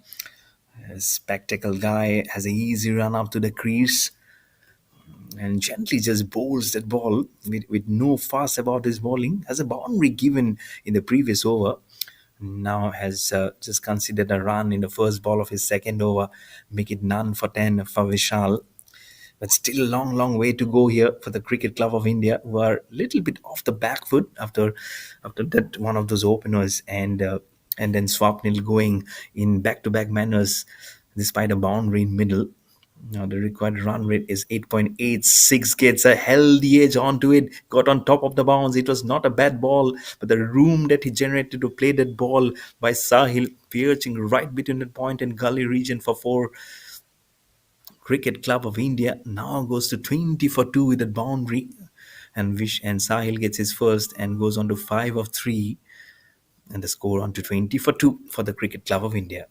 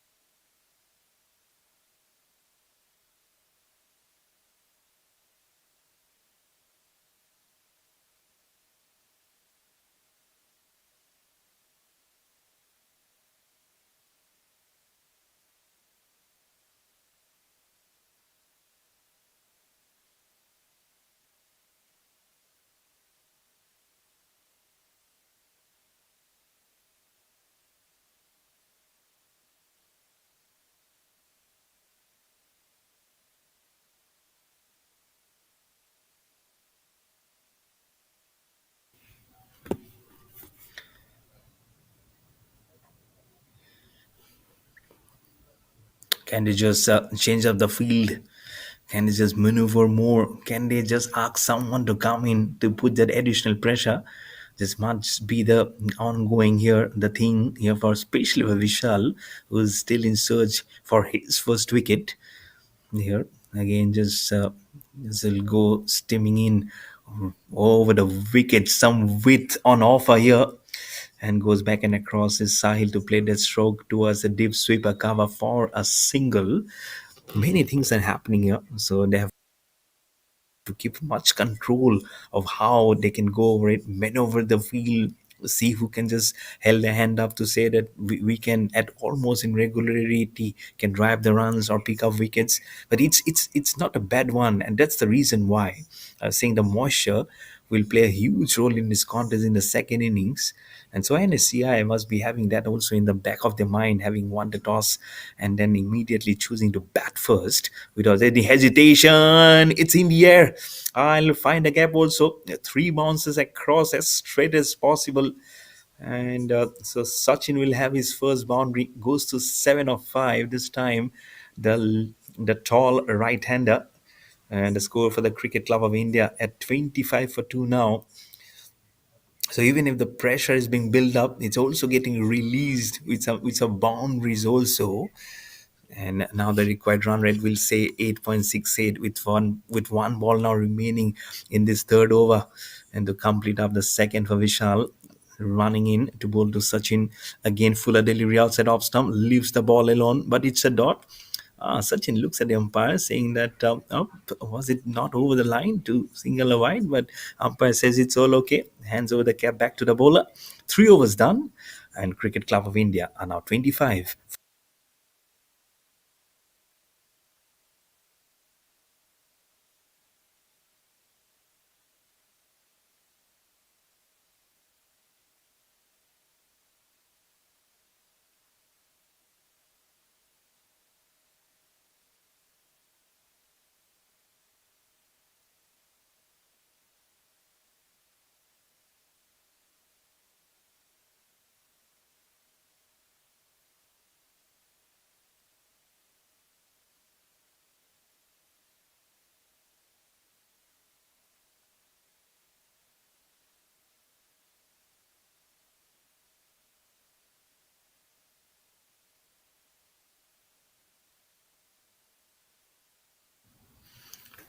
The chase was definitely on. When it was hit in the air, he cleared the gap.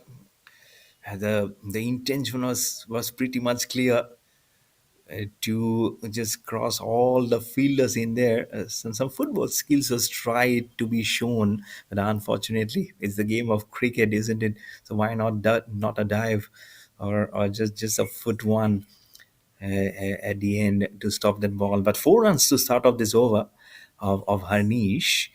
He has already has a couple of wickets, to 2 wickets in 3 balls to break the backbone of initial to go for the Cricket Club of India here. This time, touch little shorter as Shahil off the back foot a bit with that boundary, and now he'll go on to 11 of 7 balls, or as they come back for the couple of runs. The initial boundary he went to the double figures, and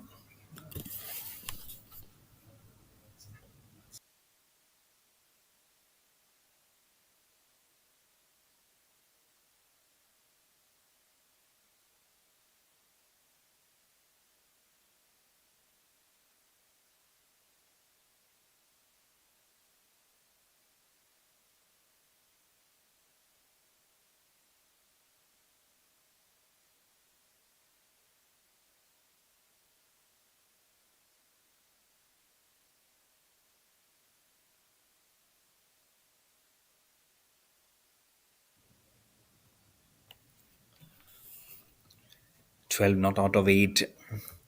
3 more balls remaining in this Harnish second over. Can Harnish does harness the fact that he has the power to unsettle this both the batsmen, and some gentle loosener, giving some room and width this time. Again, Shahil just goes out the back foot deep inside his crease to play in a similar direction on the offside. The Cricket Club of India with that single will go on to 32 for 2, with 2 more balls still remaining in the second over. But the start has been topsy turvy at the moment, because the target is not even 150, it's 174, and to go and to break even at some point, you need to just hold up a partnership, build up some runs, and I feel Sachin is the one who can go it. Though Sahil has those runs, oh my goodness, oh my goodness, it's a run out. Oh, such huge confusion. I was talking about Sachin getting the mainstay, and then Sahil might be just putting on the impetus and nudge on the onside, and Sahil was out of his crease and halfway through onto the pitch. Both are looking at the ball and confusion. Gallor has made Sahil perish. He goes after scoring 13 of 9, and the score will be now.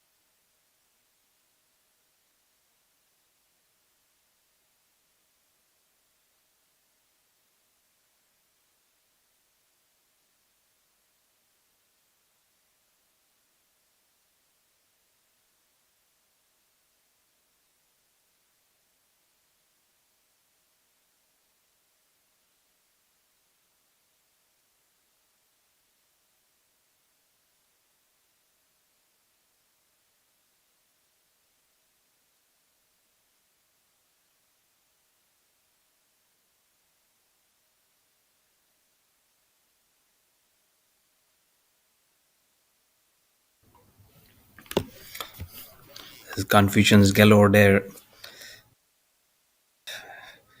And now Sachin will be joined by the new batsman there. But what a run out that was. It was absolutely not required. And Sahil had to just see the end of himself. But thankfully, Sachin is still there. And now, what Cricket Club of India needs to do is need to just regroup themselves, especially both these batters, and especially Sachin. He hasn't had a double figure as yet.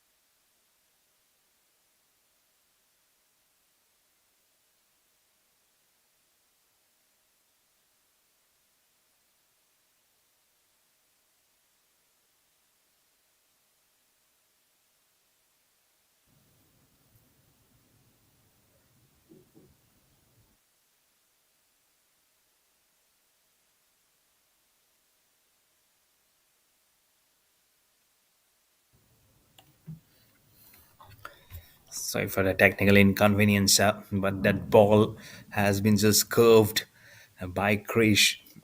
What a shot that was, just standing one knee. He knew there was no one. If he can help it over that fielder at mid off, he'll quickly create that boundary because there was no fielder just being deployed at long off. So that was a no risk shot, and we're still inside the power play. So that was easy picking. Cricket Club of India on the back of that boundary of the blade of Krish now goes to 36 for 3. And now Vishal will continue. Will have to continue. First ball of his third over is the score for him. He has now given away 23 runs. This is better length. A knuckle delivery this time. Should be a quick single coming up. Wanting to go for the second one. Krish was not looking at the ball. The ball has hit directly on the shoulder, but he's okay. One of the fielders from NSCI run up to him just to check. He says, "I'm all okay." It might be painful sometimes, and probably the medical team or someone from the medical staff will be walking out to check on Krish because the throw came in little hard. Probably just the forearm. That's what the NSCI fielder is saying. It has actually hit the forearm, and sometimes if that seam hits any part of your body, then it actually looks it more difficult. And at the moment, it's a bit of a halt of play. It's just probably waiting for the assistance to come in from the medical team. Cricket Club of India are 36 for 3.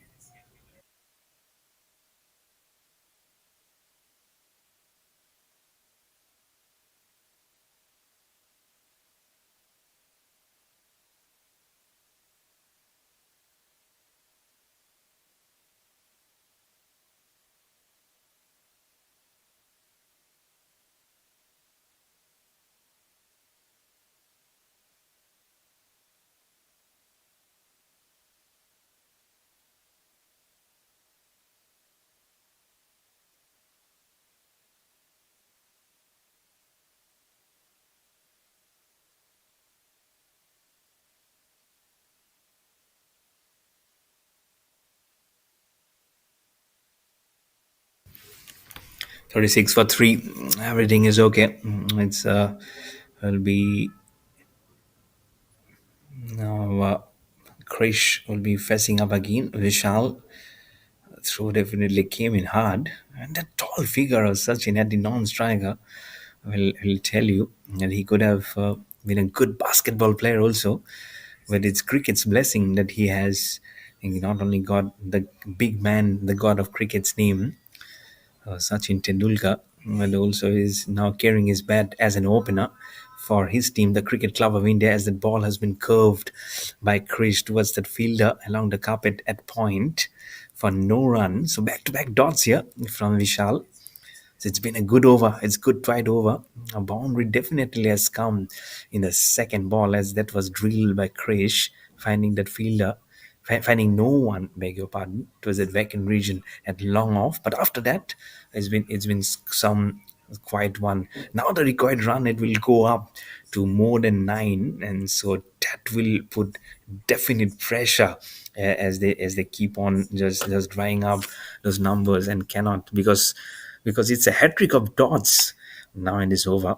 Last ball from Vishal of the fifth over. Little bit short. He rocks up the back foot. It's in the air. There's no one. One bounce across the four towards long on this time. Second ball towards long off. Now towards long on to finish up. 8 runs have come up in this over. Courtesy 2 boundaries of Vishal's third over. And after 5, Cricket Club of India are 40 for 3.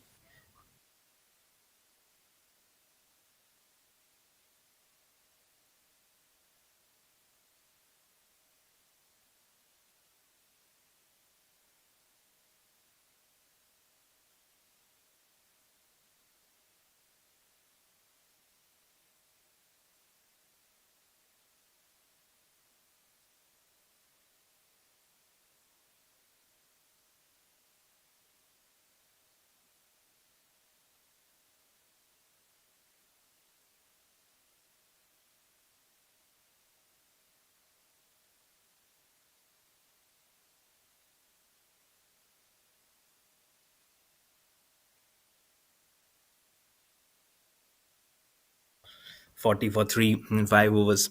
15 more overs remaining. It'll be interesting to see what the chase will be coming up. It's a wide to start off. On the first ball of the sixth, immediately raises his hands to the captain, saying, "Sorry, it is a little getting a little lethargic. It's just 3 minutes away from being 9:30 Indian Standard Time, and I don't know what has been the day panning out for everyone. They might be coming out from work, or they might be having a lazy day." And there's a couple of bounces across to Vishal, who bowled the previous over, and it's Harnish to continue the third over. Now at the required run rate of below 9 runs per over, but still the pressure is very, very much on the Cricket Club of India. Not only that they have lost 3 wickets, but also they've not been able to find the caps. 2 boundaries were crossed in the previous one. This time it's Krish. Back and across goes 3 boundaries for him, including 2 in the previous over from Vishal, now of Harnish. First towards long off, then towards long on. Now pulls him towards mid-wicket region. So it looks like a complete good cricketer. He also has the shades of previous India wicket keeper and very good batsman Naman Oja, who comes from Madhya Pradesh. I don't know from which part of India he belongs to, but he looks to be such a nice cricketer. Is Krish. So he's on 12, but all those 12 runs have come courtesy 3 boundaries and 3 beautiful boundaries, I would say. And especially the one which he hit towards long on was such a treat to the eye. There you go. This time just punching it through the cover for no run. So to back dots to apply the pressure on Cricket Club of India by NSCI. Sachin at the other end has spent some quality time. That will be a wide. That will be a wide. And the wicket keeper also misses. Has it gone towards the boundary? It's a wide and a boundary. Yep. So 5 runs. This has been an expensive over. First to start off a wide, then a single, then a boundary, two dots, and now 5 runs. So he'll have to regroup because he has given away 11 runs in this over harnish. He's not being able to harness the fact that despite 174, they need to finish up quickly, or else it might be catch 22 situation in a moment for the NSCI.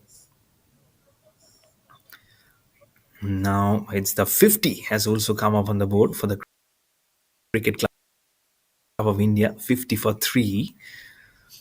This time driven along the carpet towards the man at mid-off by Krish, goes to 13 of 10. The score for the Cricket Club of India at 51 for 3, with the ball remaining now in the sixth over. So we finish up from Harnish. Also, which will finish up the third in his spell of bowling with a over to go to exhaust. As for the rules, just 4 overs can be bowled in a 20 overs contest for a bowler. He is this time bowling to Sachin, who grills it and grinds it straight down the ground for a single. So Sachin will keep the strike for himself. He goes to 9 of 10. And after 6 overs, Cricket Club of India are 52 for 3.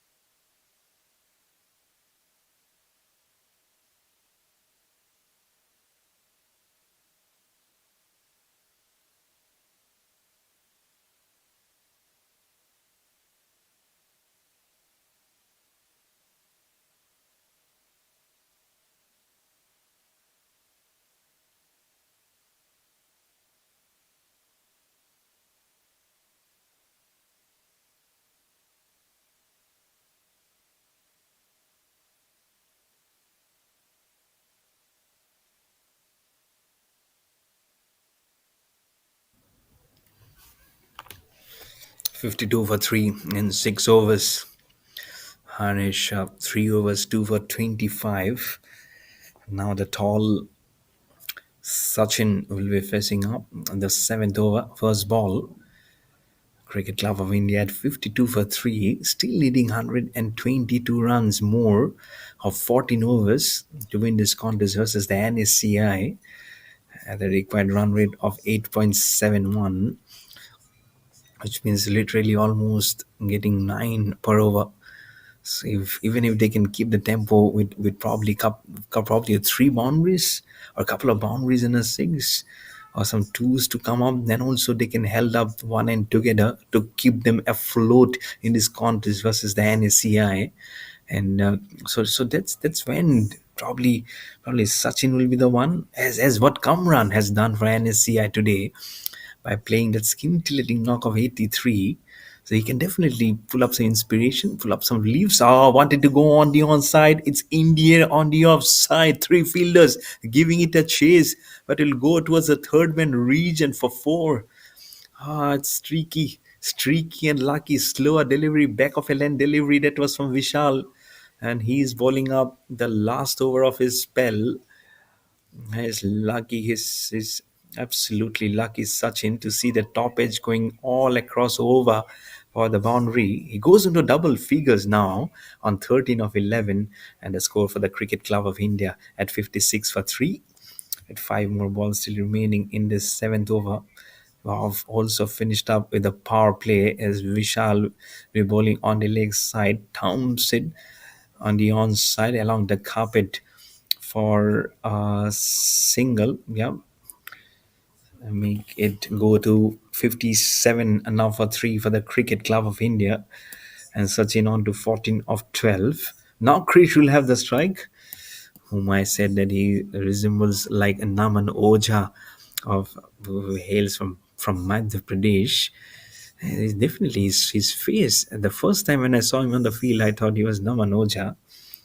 But anyways, that's Krish. And we facing Vishal, the third ball of the seventh over. Goes back and across, and oh, what a shot! Misfields from the point fielder, and also the gully fielder will misfield. That will allow the ball to slowly trickle over the ropes towards the deep point region for four. Ah, one brings two, two down there. And by the time anyone can see off, they'll see that ball saying bye bye and kissing the ropes and across the fence. So Krish up, Krish will bring another boundary to his name, goes to 17 and now has four boundaries to his name. One first on the long off, then towards long on, then towards mid wicket region, and now towards backward deep point. So all the regions he has. He now doesn't have a boundary towards square leg and fine leg, or else he can add up to that kitty. Probably on the covers also. Oh, now he has bought a boundary to the covers. I said there was no boundary through the covers, and that was so nicely done through the covers. Now he doesn't have a boundary only through fine leg and through a square leg, or else he has covered every region of this ground. Ah, what a player. Five boundaries in his innings of 21. So out of 21, 20 runs have come of boundary of Chris innings. He's not Chris, he's crisp. He's CRISP. He's as crisp as possible. He's Krish. 21 of 12. Now this has become an expensive over of Vishal. Three boundaries in a single, a depth touch. Such a nice depth touch. But there is a fielder at Gully region. He'll pick up a single to give it to Sachin. And the score on to 66 for 3 for the Cricket Club of India in 6.5 overs. With a single remaining, with a ball remaining in the seventh over for the NSCI to be bowled. And now Vishal will be given away 41. Can he pick up a wicket in his last ball of his spell? Here's Vishal over the wicket, bowling to Sachin, the tall right-hander, who just mashing it back and across towards the onside. There's a fielder at long on. So no wickets for Vishal in his spell of bowling in this match. 4 overs, 0 for 42. And after 7 overs, Cricket Club of India are 67 for 3.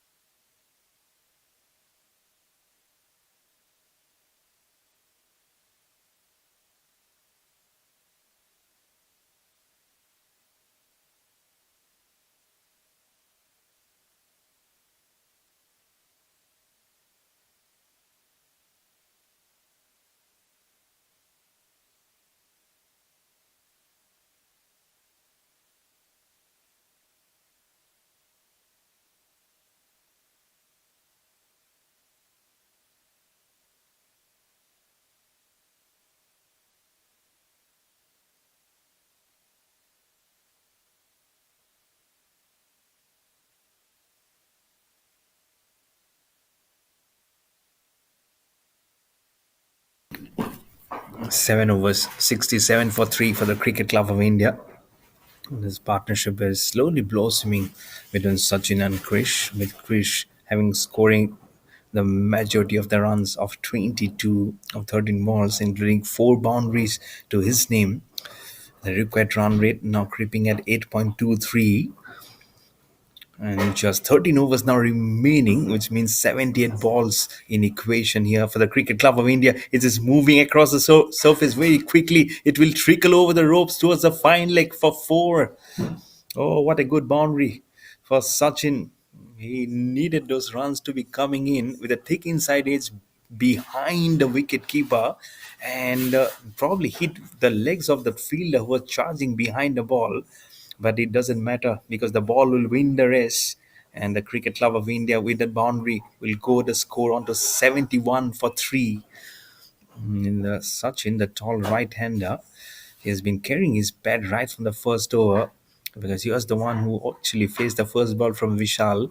Now Sanjay again, it's a short delivery, just pulls it over the umpire at square leg and towards the deep square leg fence for 4. So back-to-back boundaries here for the Cricket Club of India, moves the score onto 61 for 3 and putting immediate pressure on Sanjay, who is bowling his first over.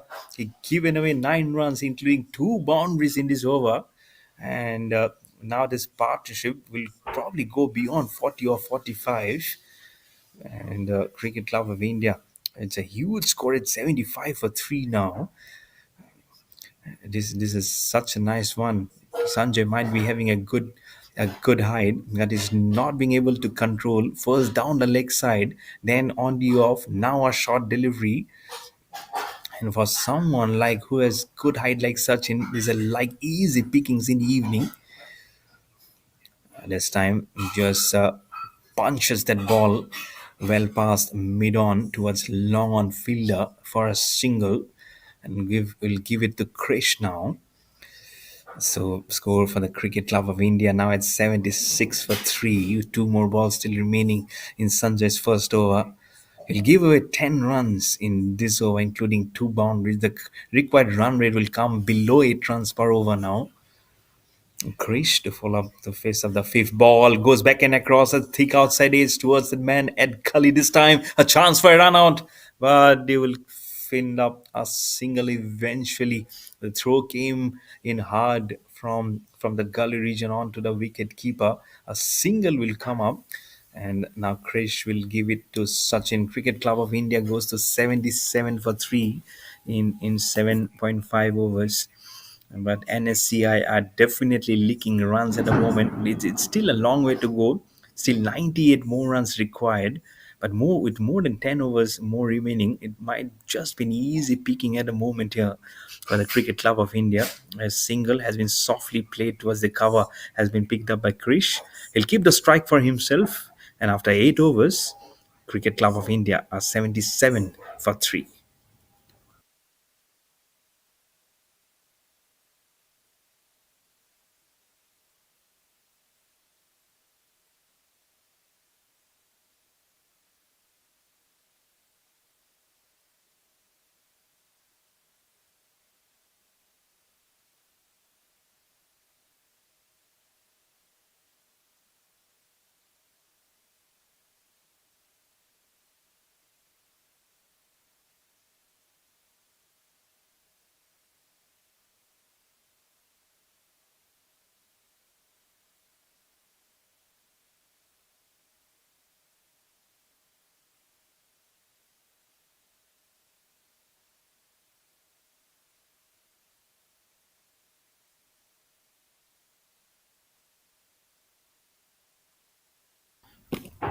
77 for 3. 12 overs remaining in this contest.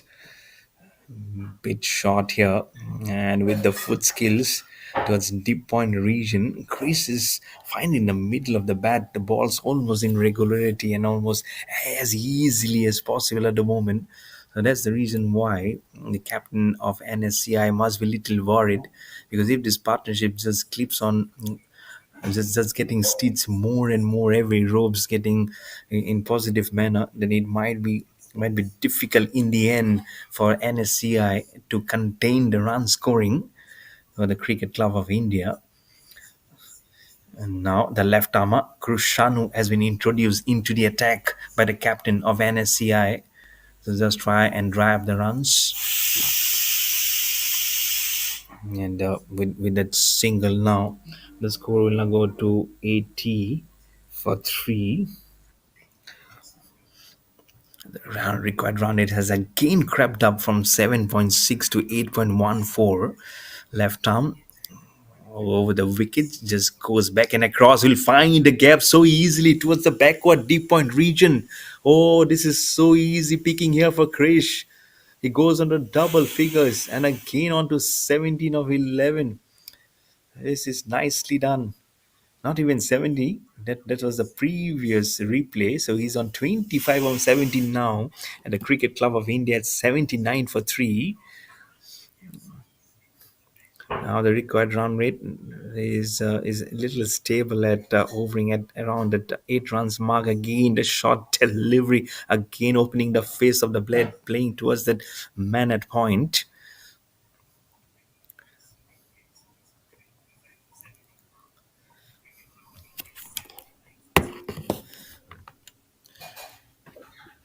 Left arm, 4 balls, 4 short deliveries in succession here from Krusanu. Probably is not able to grip the ball because there's so much of moisture in the air, and that's the reason why the ball will keep on slipping up from your hand. Still a ball remaining over the wicket again. He cuts that ball. Has he found a gap? There is a fielder. A deep sweeper cover for a single, gives it to Sachin, and he will keep the strike for himself. So after 9 overs, Cricket Club of India are 84 for 3.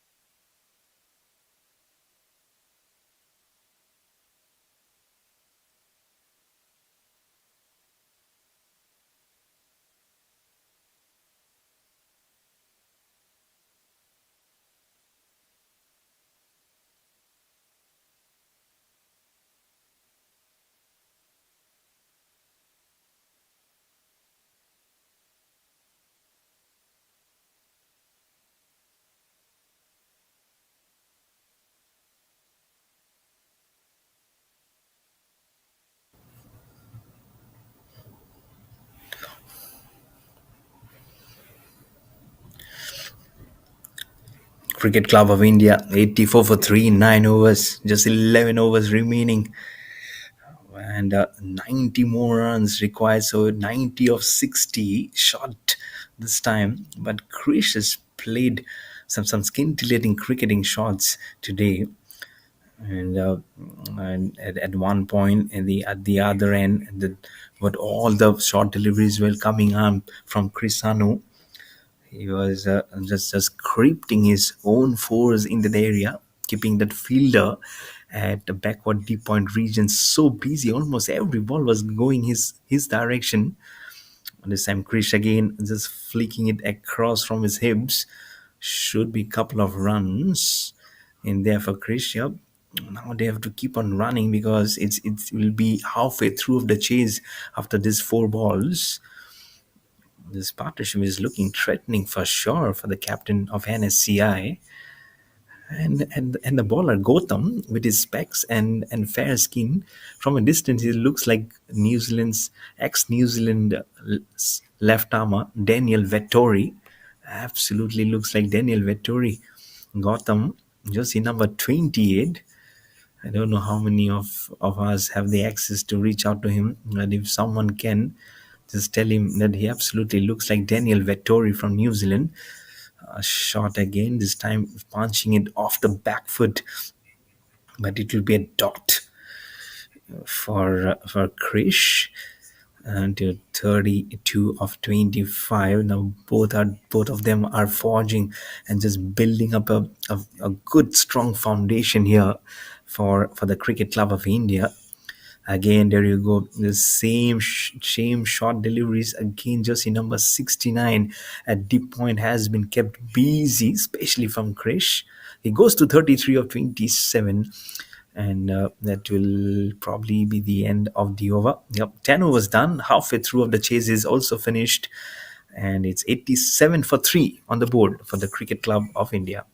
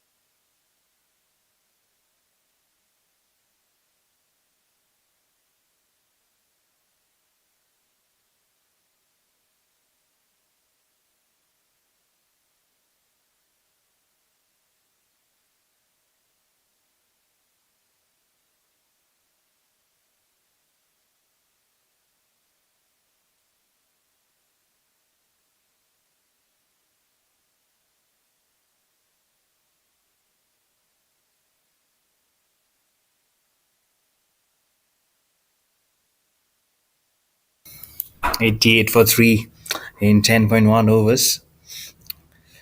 As Krishanu has again come up, the left armour, just in number 69, flights that ball, wanting to slot that ball away. Was Sachin will miss that ball.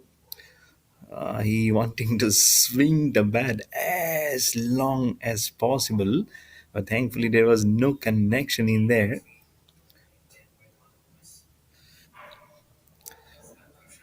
So he survives a scar there. This time a better looking delivery. It still played in the air again, not being able to find that gap. The fielders are perfectly aligned of where the left armers are pitching the ball. So probably can he put a slip in there. The thick outside edges we have seen today flying across the ground, and if not a slip, keep a deep gully position just to restrict those runs, keep those additional pressure intact on the Cricket Club of India.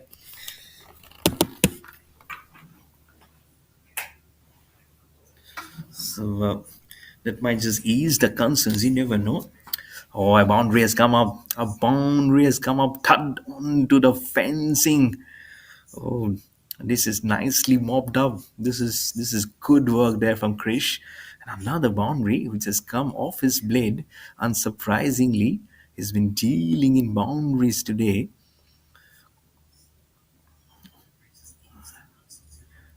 And now again, Krishanu to bowl the Chris flights that ball and driven back to Krishanu. The it's not some healthy ones which have come up to him, but when you get it right in the middle of the bat, it gives you so much of mental support and so much of motivation which comes across to you, and that will finish up the over. 11 overs done, and back-to-back dots in there. Cricket Club of India are 93 for 3.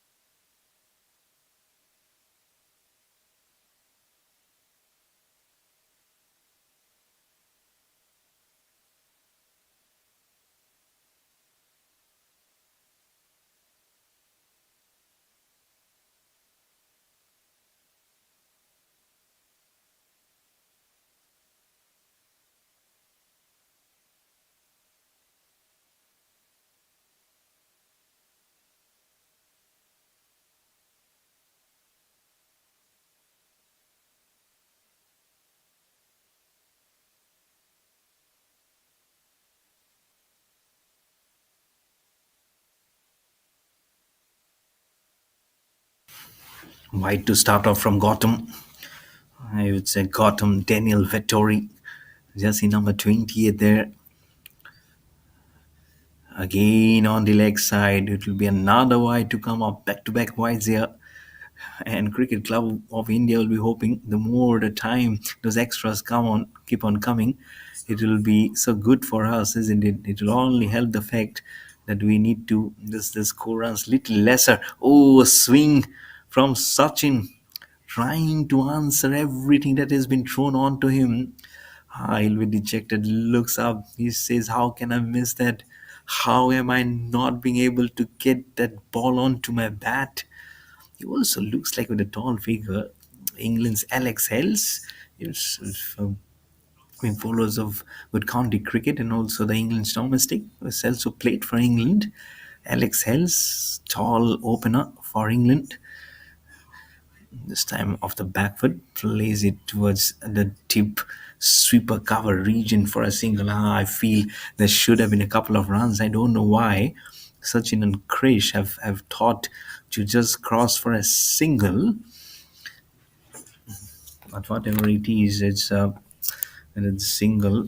The score will go to 96 for 3 for the Cricket Club of India. The pressure is right back on them. It has not been going easy. That's why this this partnership creating some good numbers and good runs onto them with with now 4 balls still remaining here. It's flighted that ball, wanting to drive it back past the bowler, but will be played towards a vacant region at mid-on for a single by Krish. He'll go to 39 of 32. The score for the Cricket Club of India at 97 for 3. There's 4 runs of this over, including 2 wides. Now the equation 77 required of 51 balls, and the required run rate at 9. Wanting to grind it towards slog, like a slogger towards the deep mid wicket region. Again, a healthy edge will only keep that ball fall towards that forward vacant region for a single. And now Krish will have the strike. Equation goes to 76 of exactly 50 balls here. The Cricket Club of India. Got him again, this time on to Krish, who drives it perfectly along the carpet towards the man. Back past the extra cover. It was long off. A bit of a confusion. Sachin was almost halfway through the cross numbers for the second time. And it will be with that single 99 for 3, with one more ball now remaining in the 12th over. 75 or 49. It's getting a little slow. It's still not impossible. 75 or 49 in 20 overs cricket. It's still a gettable target. Ah, a swing and a miss. Was there a chance for the wicket keeper to whiff off the bails? But it's a dot to finish up. 12 overs done. 99 for 3 is the Cricket Club of India. And the equation is now 75 of 48 balls.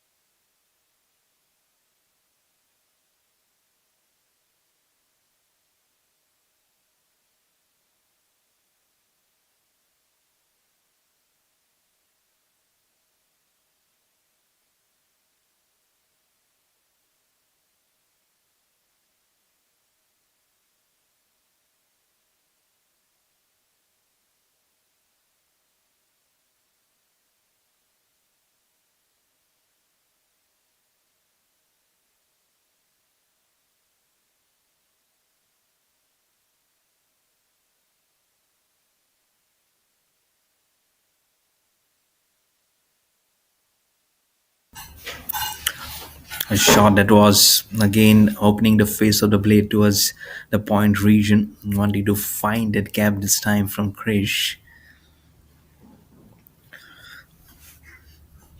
but very neatly bowled by Gautam also. We know exactly what they're trying to do at this point of juncture. Is the Cricket Club of India. It's a single away from the triple figure mark for the Cricket Club of India. So needing 75 more runs to win this contest versus the NSCI. Round the wicket. So what Sachin was trying to do was almost off the block when the delivery stride was in there. He stopped right in there. And the Cricket Club of India still at 99 for 3. Round the wicket this time. A huge inside edge along the carpet towards the cow corner region. Are they going for the second one through at the non-striker? It'll bring up the 100. Also the Cricket Club of India 101 for 3 with those couple of runs. Krish goes to 42 of 35. Now the required run rate at little less than 10 runs per over. A 9.52. Be bowling again to continue round the wicket. This time has he found the fielder? It's going towards the deep point region, and that's Daniel Vettori.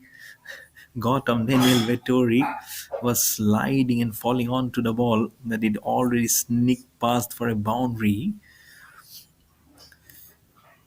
And what another one which has come up, and now they will be happy was Sachin and Krish, and make they go on to 105 for 3 with that boundary.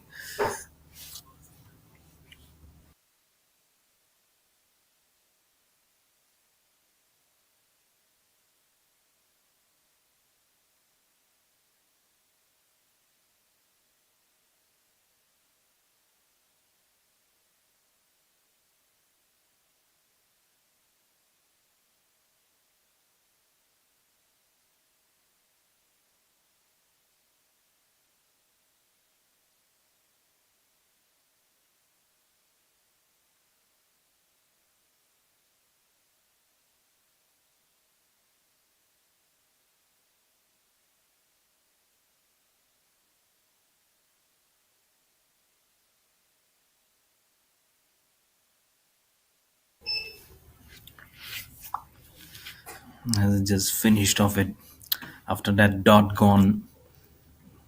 So it's bowling well is Kamran here, and know exactly what Kamran has done today, isn't it?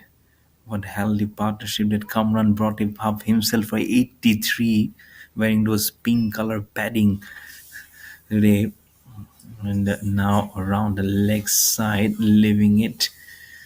And so probably back to back wise here coming in from Kamran. He started off well with a dot, then a couple of runs, then a boundary, then a dot. Now two wides coming in. So can they just finish off in a flash here? Round the wicket again, drives it towards that fielder, extra cover. Sachin was out of contention there.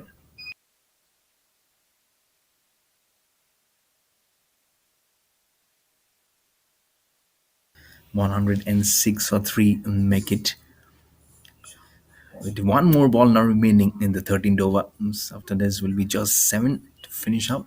It's a short delivery. Wanted to hike that ball away again. A disappointing shot this time as it hit the stumps. Are they celebrating a fall of a wicket, or is this end of the over? Hard as they're celebrating a fall of a wicket. Its Krish is gone. He wanting to hook that ball, didn't get a connection, probably an inside edge onto the stump. So the partnership, it's a huge partnership which has been broken. And Kamran, the half centurion for the NSCI, has given a breakthrough in the form of Krish. So it's a wicket gone. 106 for 4 now on the board for the Cricket Club of India.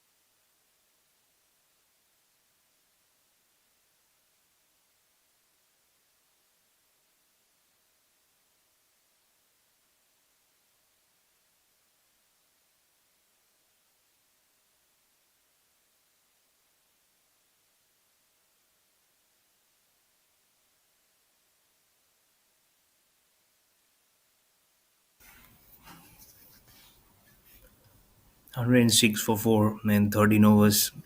Sparrows has been brought into the attack as a medium pacer.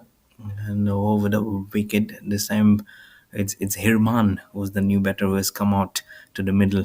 And the fall of that important wicket of Krish was shaping up to play a beautiful half century and trying to steer Cricket Club of India towards victory versus the NSCI.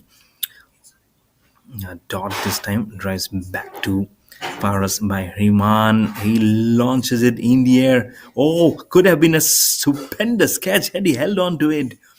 He just launched it, and then I saw there was a hand coming out from out of the blue from the fielder. And because of the darkness and also for the color of the jersey, he sometimes cannot figure out whether there is someone or not. But right at the end, at the cow corner, there was a fielder being stationed and right over his head for a huge six.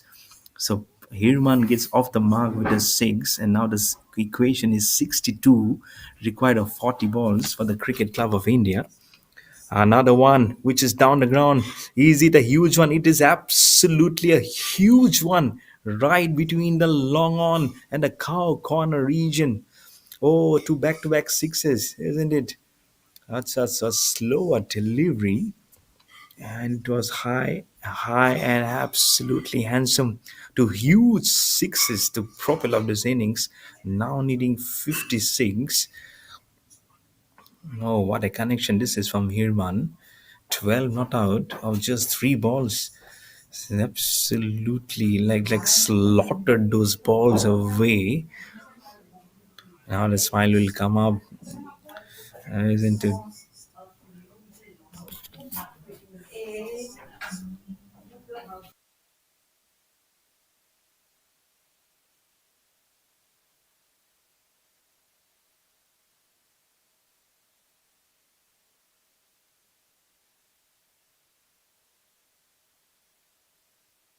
That's in fact not probably from the blade of Ayman. That's all actually from the blade of Sachin there. I beg your pardon.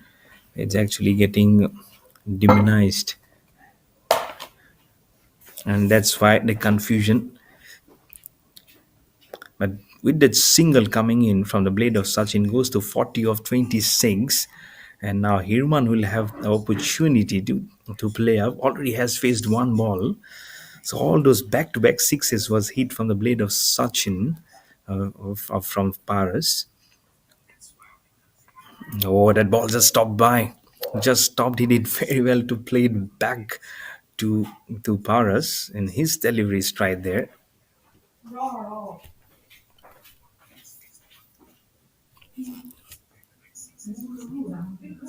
119, a slower delivery. Oh, what a finish to this over. 13 runs have come up this 14th over, and with six more overs remaining, Cricket Club of India, after 14 overs, 119 for 4.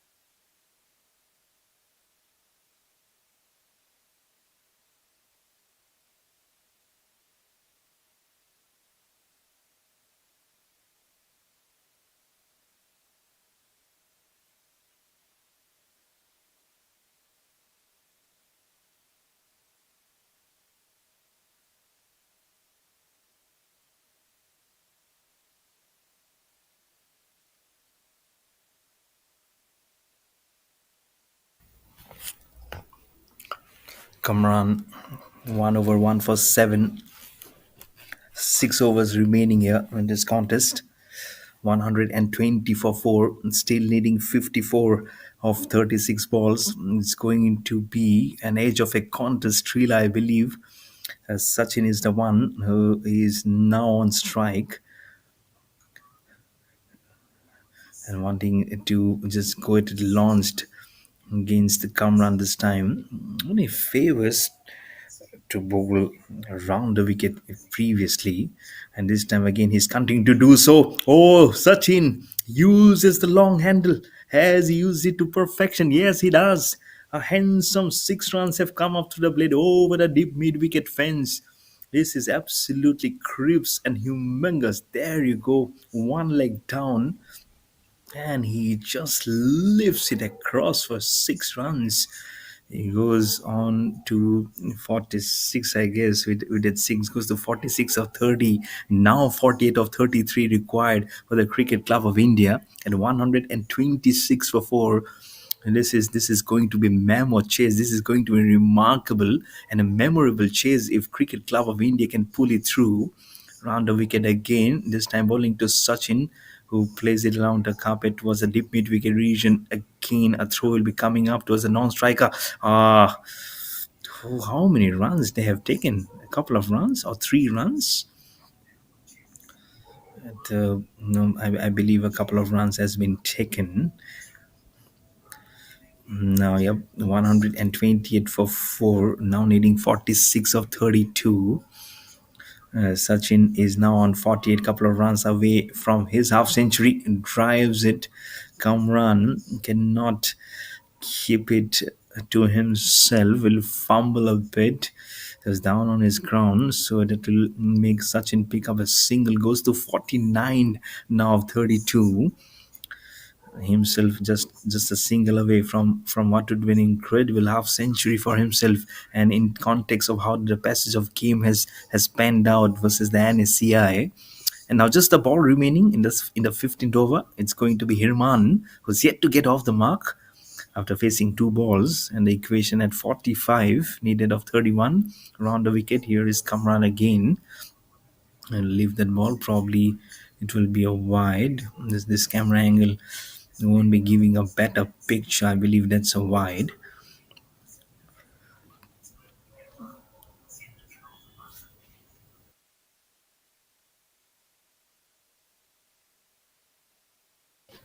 Round the wicket again. It's a slower delivery. Oh, he was lobbing it, induced onto the front foot drive little early because of the slower delivery from Kamran, which is such a good thinking to do. He will pick up a single, will keep the strike for himself. Hirman will get off the mark also of the third ball, and after 15 overs, it's 131 for 4, now needing 43 of 30 balls.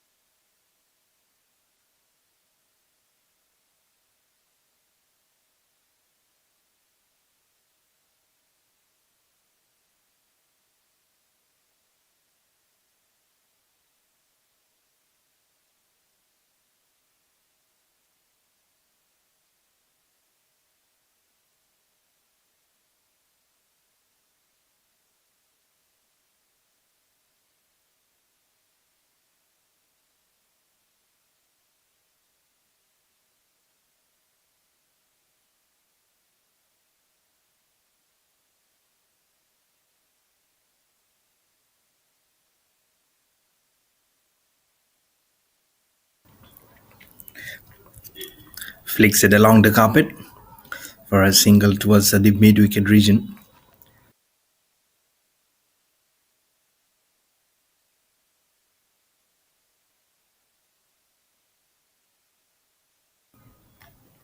132 for 4. Now Sachin has the strike on 49 of 32, just a single away from his half century. Can he just tickle it across and be a firm believer that he can edge this line, flicks it on the onside? That should be do.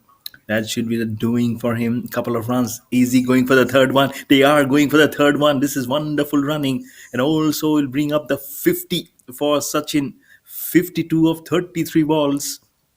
This is brilliant batsmanship from Sachin in the context for the Cricket Club of India. He raises his bat to his colleagues, gets the acknowledgement done also. And now the equation is 39 of 27. Oh, champion, don't give up. And Sachin Shetty 52 at a strike rate of 157, three sixes and five fours of just 33 balls. He's such a wonderful cricketer he has been, has had held one end firmly here for the Cricket Club of India as the wickets kept on going up at the other end. Paras again to Hirman. This time a slow delivery picks it up. It's in the air. And one bounce across to that Kamran, I believe, at long on. Gives the strike back to Sachin from Hirman. He goes to 3 of 6. And now the equation at 38 of 26. This last over flourish, few overs will be definitely be judging of where this match is heading to. Deep inside the crease, wanting to slog it towards square leg, will be missing it onto the safe gloves of the wicket keeper. Those dots will be coming in as golden dots slowly. It might not be golden at the moment. It's bronze, silver, whatever. But slowly it will turn into gold dust as it keeps on coming more regularly. Hits the long handle. It's in the air. Is there a fielder? Oh, he keeps it very well. Kamran does beautifully running across. This is magnificent effort of a fielding. What commitment that is from Kamran. Does absolutely well. He'll pick up a couple of runs, and it will be Hirman who will be on strike in the next over. And after 16 overs, Cricket Club of India are 138 for 4, now needing 36 of 24 balls.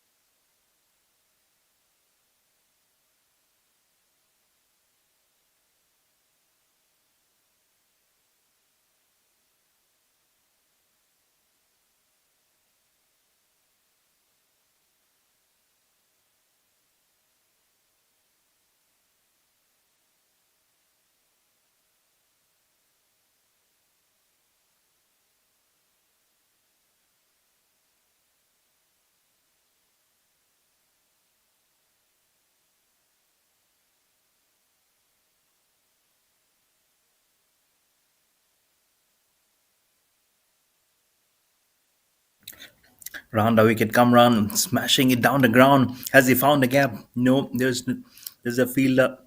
But a couple of runs will be coming out. It might be a run out. Oh, anticipation was not there. Kamran is not happy with the throw. The throw should have come directly onto the stumps. A couple of bounces across to him. He's a little furious and he's absolutely not happy.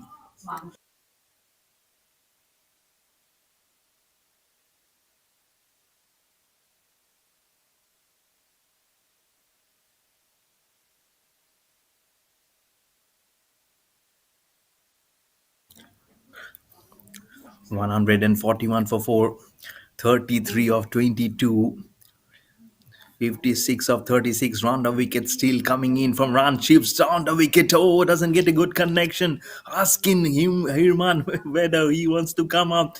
He's again not happy.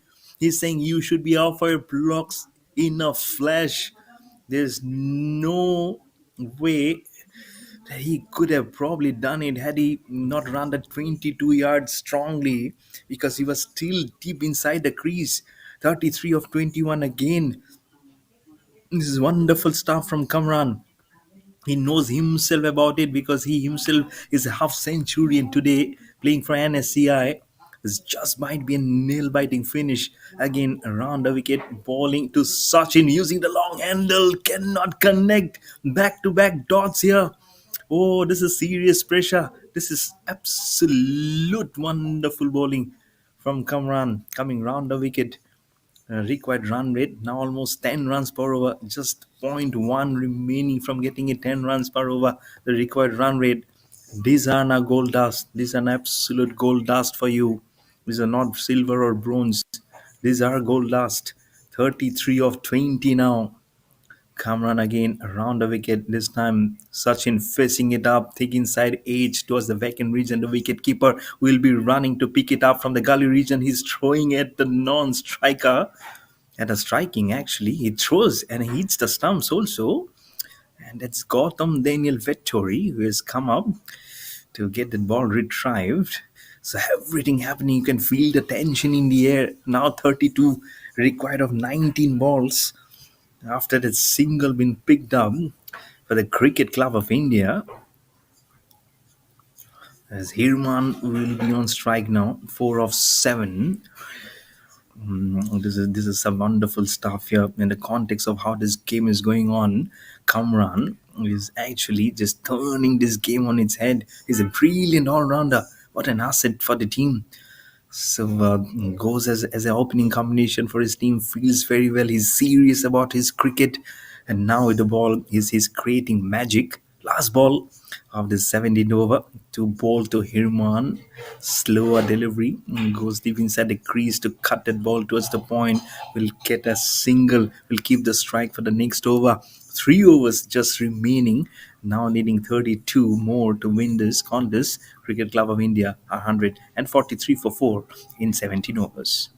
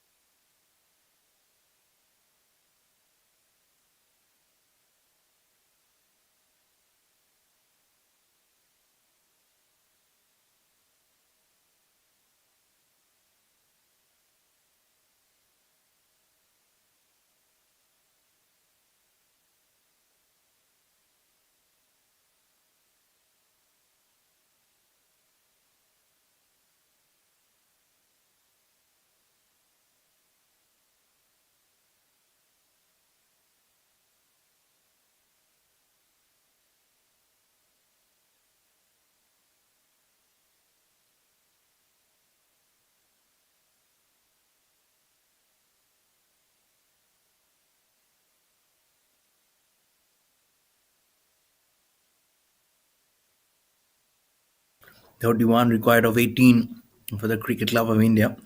A single will be stolen towards a long off as Paras has come up. 2 overs, none for 20 previously. Now make it 21. And the equation is getting stronger at 30 of 17 balls. It will be Sachin on 56 of 39. Can he use the buzz of the gat? Must be thinking, can he snore? Can he have a peaceful sleep tonight? If he can just put Cricket Club of India, make that with the line edging over, and then only he can just sleep little peacefully, or else these questions would be just lingering on his mind at what wrong probably he has done today. But he cannot be just cursing himself alone. There are his partners also to be blamed. But still long to way to go. It's in the air. It's using the long handle. Is there a fielder underneath it? Oh, it got little bird. There is a fielder who have taken the catch, and it's a huge, huge fish which got trapped in the nets, and it's the wicket of Sachin which has got trapped. He's gone for 56 or 40. And now Cricket Club of India are in dire straits with half of the side gone back to the pavilion, 144 for 5, now needing 30 of 16, and Paras has given this breakthrough. So Sachin is now gone, and it might just be a huge, huge breakthrough in the context of how this game is panning out. As you see, jersey number 54, Srijit, walking out to the middle to join Hirman, and now the screws have been tightly pinned on the coffers by the NSCI on Cricket Club of India.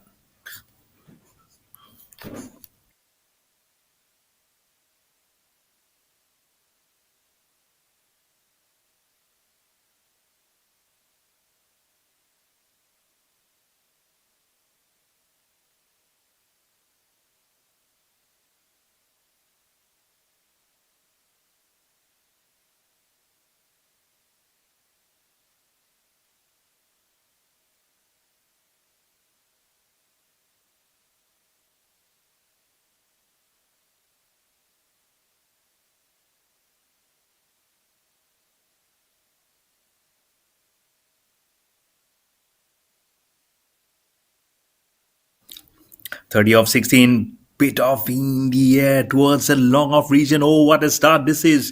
First ball boundary towards long off. What a connection this is!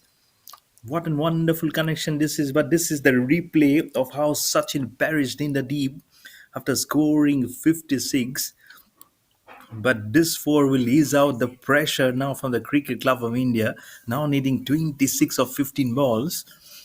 There's still 11 runs a difference between the bat and the ball. 148 for 5. This one curves. It was a square leg. It's a single bit of a fumble from Kamran. It might be a run out. Oh, the throw at the keeper's end. It's all happening here as the balls are getting dried up. Still 14 balls still remaining in this context as Hirman is now back on strike. He's on 6 of 9. Probably just a couple of balls now remaining in this 18th over. Will get with a perfect score very quickly. It's a slower one. Oh, could have been a good catch. Just back of the bowler's head this time. It was a slower one, and it's a run out. It's a run out. Yes, it is. The infield umpire raises the dreaded finger. Two wickets have fallen down in a space of quick time. And NSCI have definitely come back onto this game versus the Cricket Club of India as another wicket bites the dust in the form of a run out. Six wickets have gone down, and NSCI will definitely feel that now they have this game firmly in their grip with just 13 balls now remaining and 25 more runs required. Cricket Club of India, the man in black and yellow, are under tremendous pressure because both these batsmen are now relatively new. They're walking out. There's another one coming in, but now it's probably safe to say that NSCI are having a huge firm grip on this game.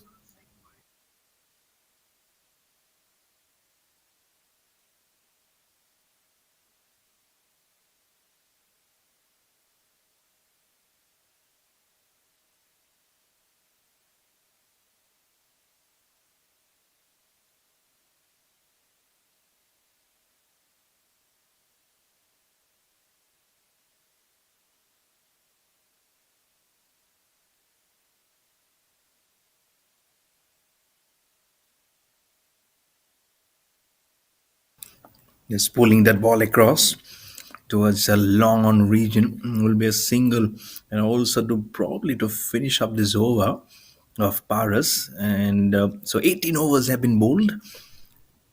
It's still been a strong position where NSCI are at the moment.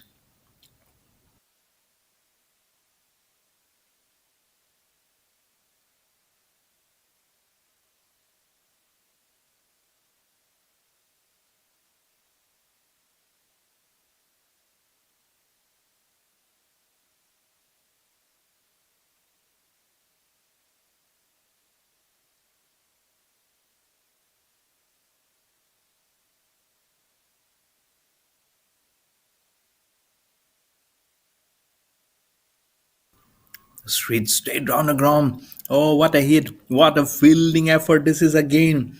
NSCI fielders are all over the place here. They're doing wonderfully well here. Oh, look at that foot skills. That's a commitment that you need from a fielders. They know they're on the top of this game, but still they're not letting any ends loose here versus the Cricket Club of India. 150 has also come up on the board, now needing 22 of 11. It's Srijit who's on strike. Round the wicket, Kamran again leaves the ball outside off stump, but that will be a wide. And with that wide, now 21 of 11 required. There's still a 10-run difference. Can this show be stolen by the Cricket Club of India, or is it tilted still heavily towards the NSCI around the wicket? Again, Kamran, it's in the air. The timing was not good. There's a fielder running in at gully position. Oh, drops it. He drops a sitter. It should have been easily pounced. It was so very well in the air. Probably one of those floodlights was directly onto his face. But whatever it is, it should have been taken. It might be an important drop catch. But thankfully, it's not one of those big fishes who are back in the pavilion at the moment. And with now less than 2 overs remaining, Kamran will feel that you need the support of your teammates. And he's the lone half centurion today for his team, and for the other end, Sachin, who was there, who is now thankfully for NSCI is back in the pavilion, now needing 19 of 10. Kamran again around the wicket. Still, it's a streaky outside ace towards that fielder at point. He misfields. He has to come back and give company to that ball. It will slow up as it goes towards deep point. A throw at the wicket keeper's end again. The required run rate at 12 runs per over at the moment. And now Kamran, he has absolutely bowled magnificently well, and he's little unhappy. He's still very very unhappy with the way his fielders have has performed tonight. There you go. He's marching his troops now. He's asking them to just change ends, be it on the offside, be it behind the bowler or behind the wicket keeper. These are tense moments. 17 required of 9 now. It can just go in anyone's favor.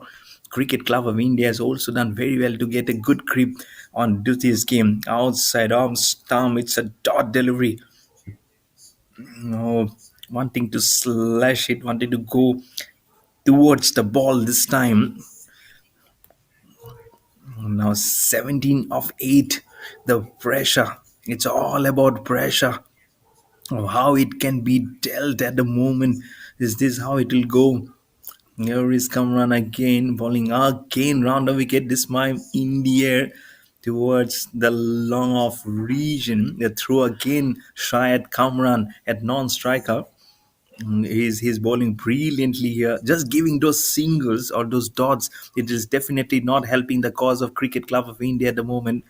And they are definitely just staring down the barrel, seeing no flickering of light at the end of the tunnel. And it's getting every ball is getting it's getting it's getting deeper and deeper at the moment for the Cricket Club of India. As another swing of the bat, another miss onto the safe gloves of the wicket keeper.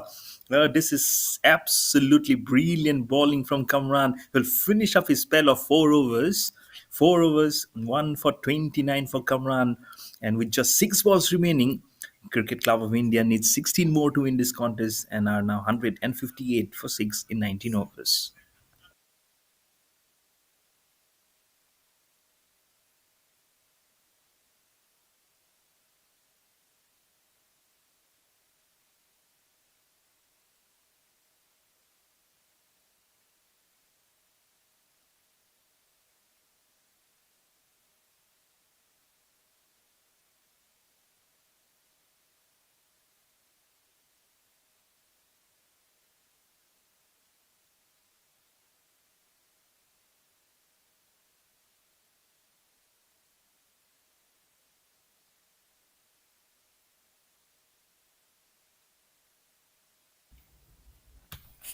Just 6 balls more remaining. It's a skyer. It's miss time. It's in the air. Is there a fielder? One bounce across towards the deep mid wicket region.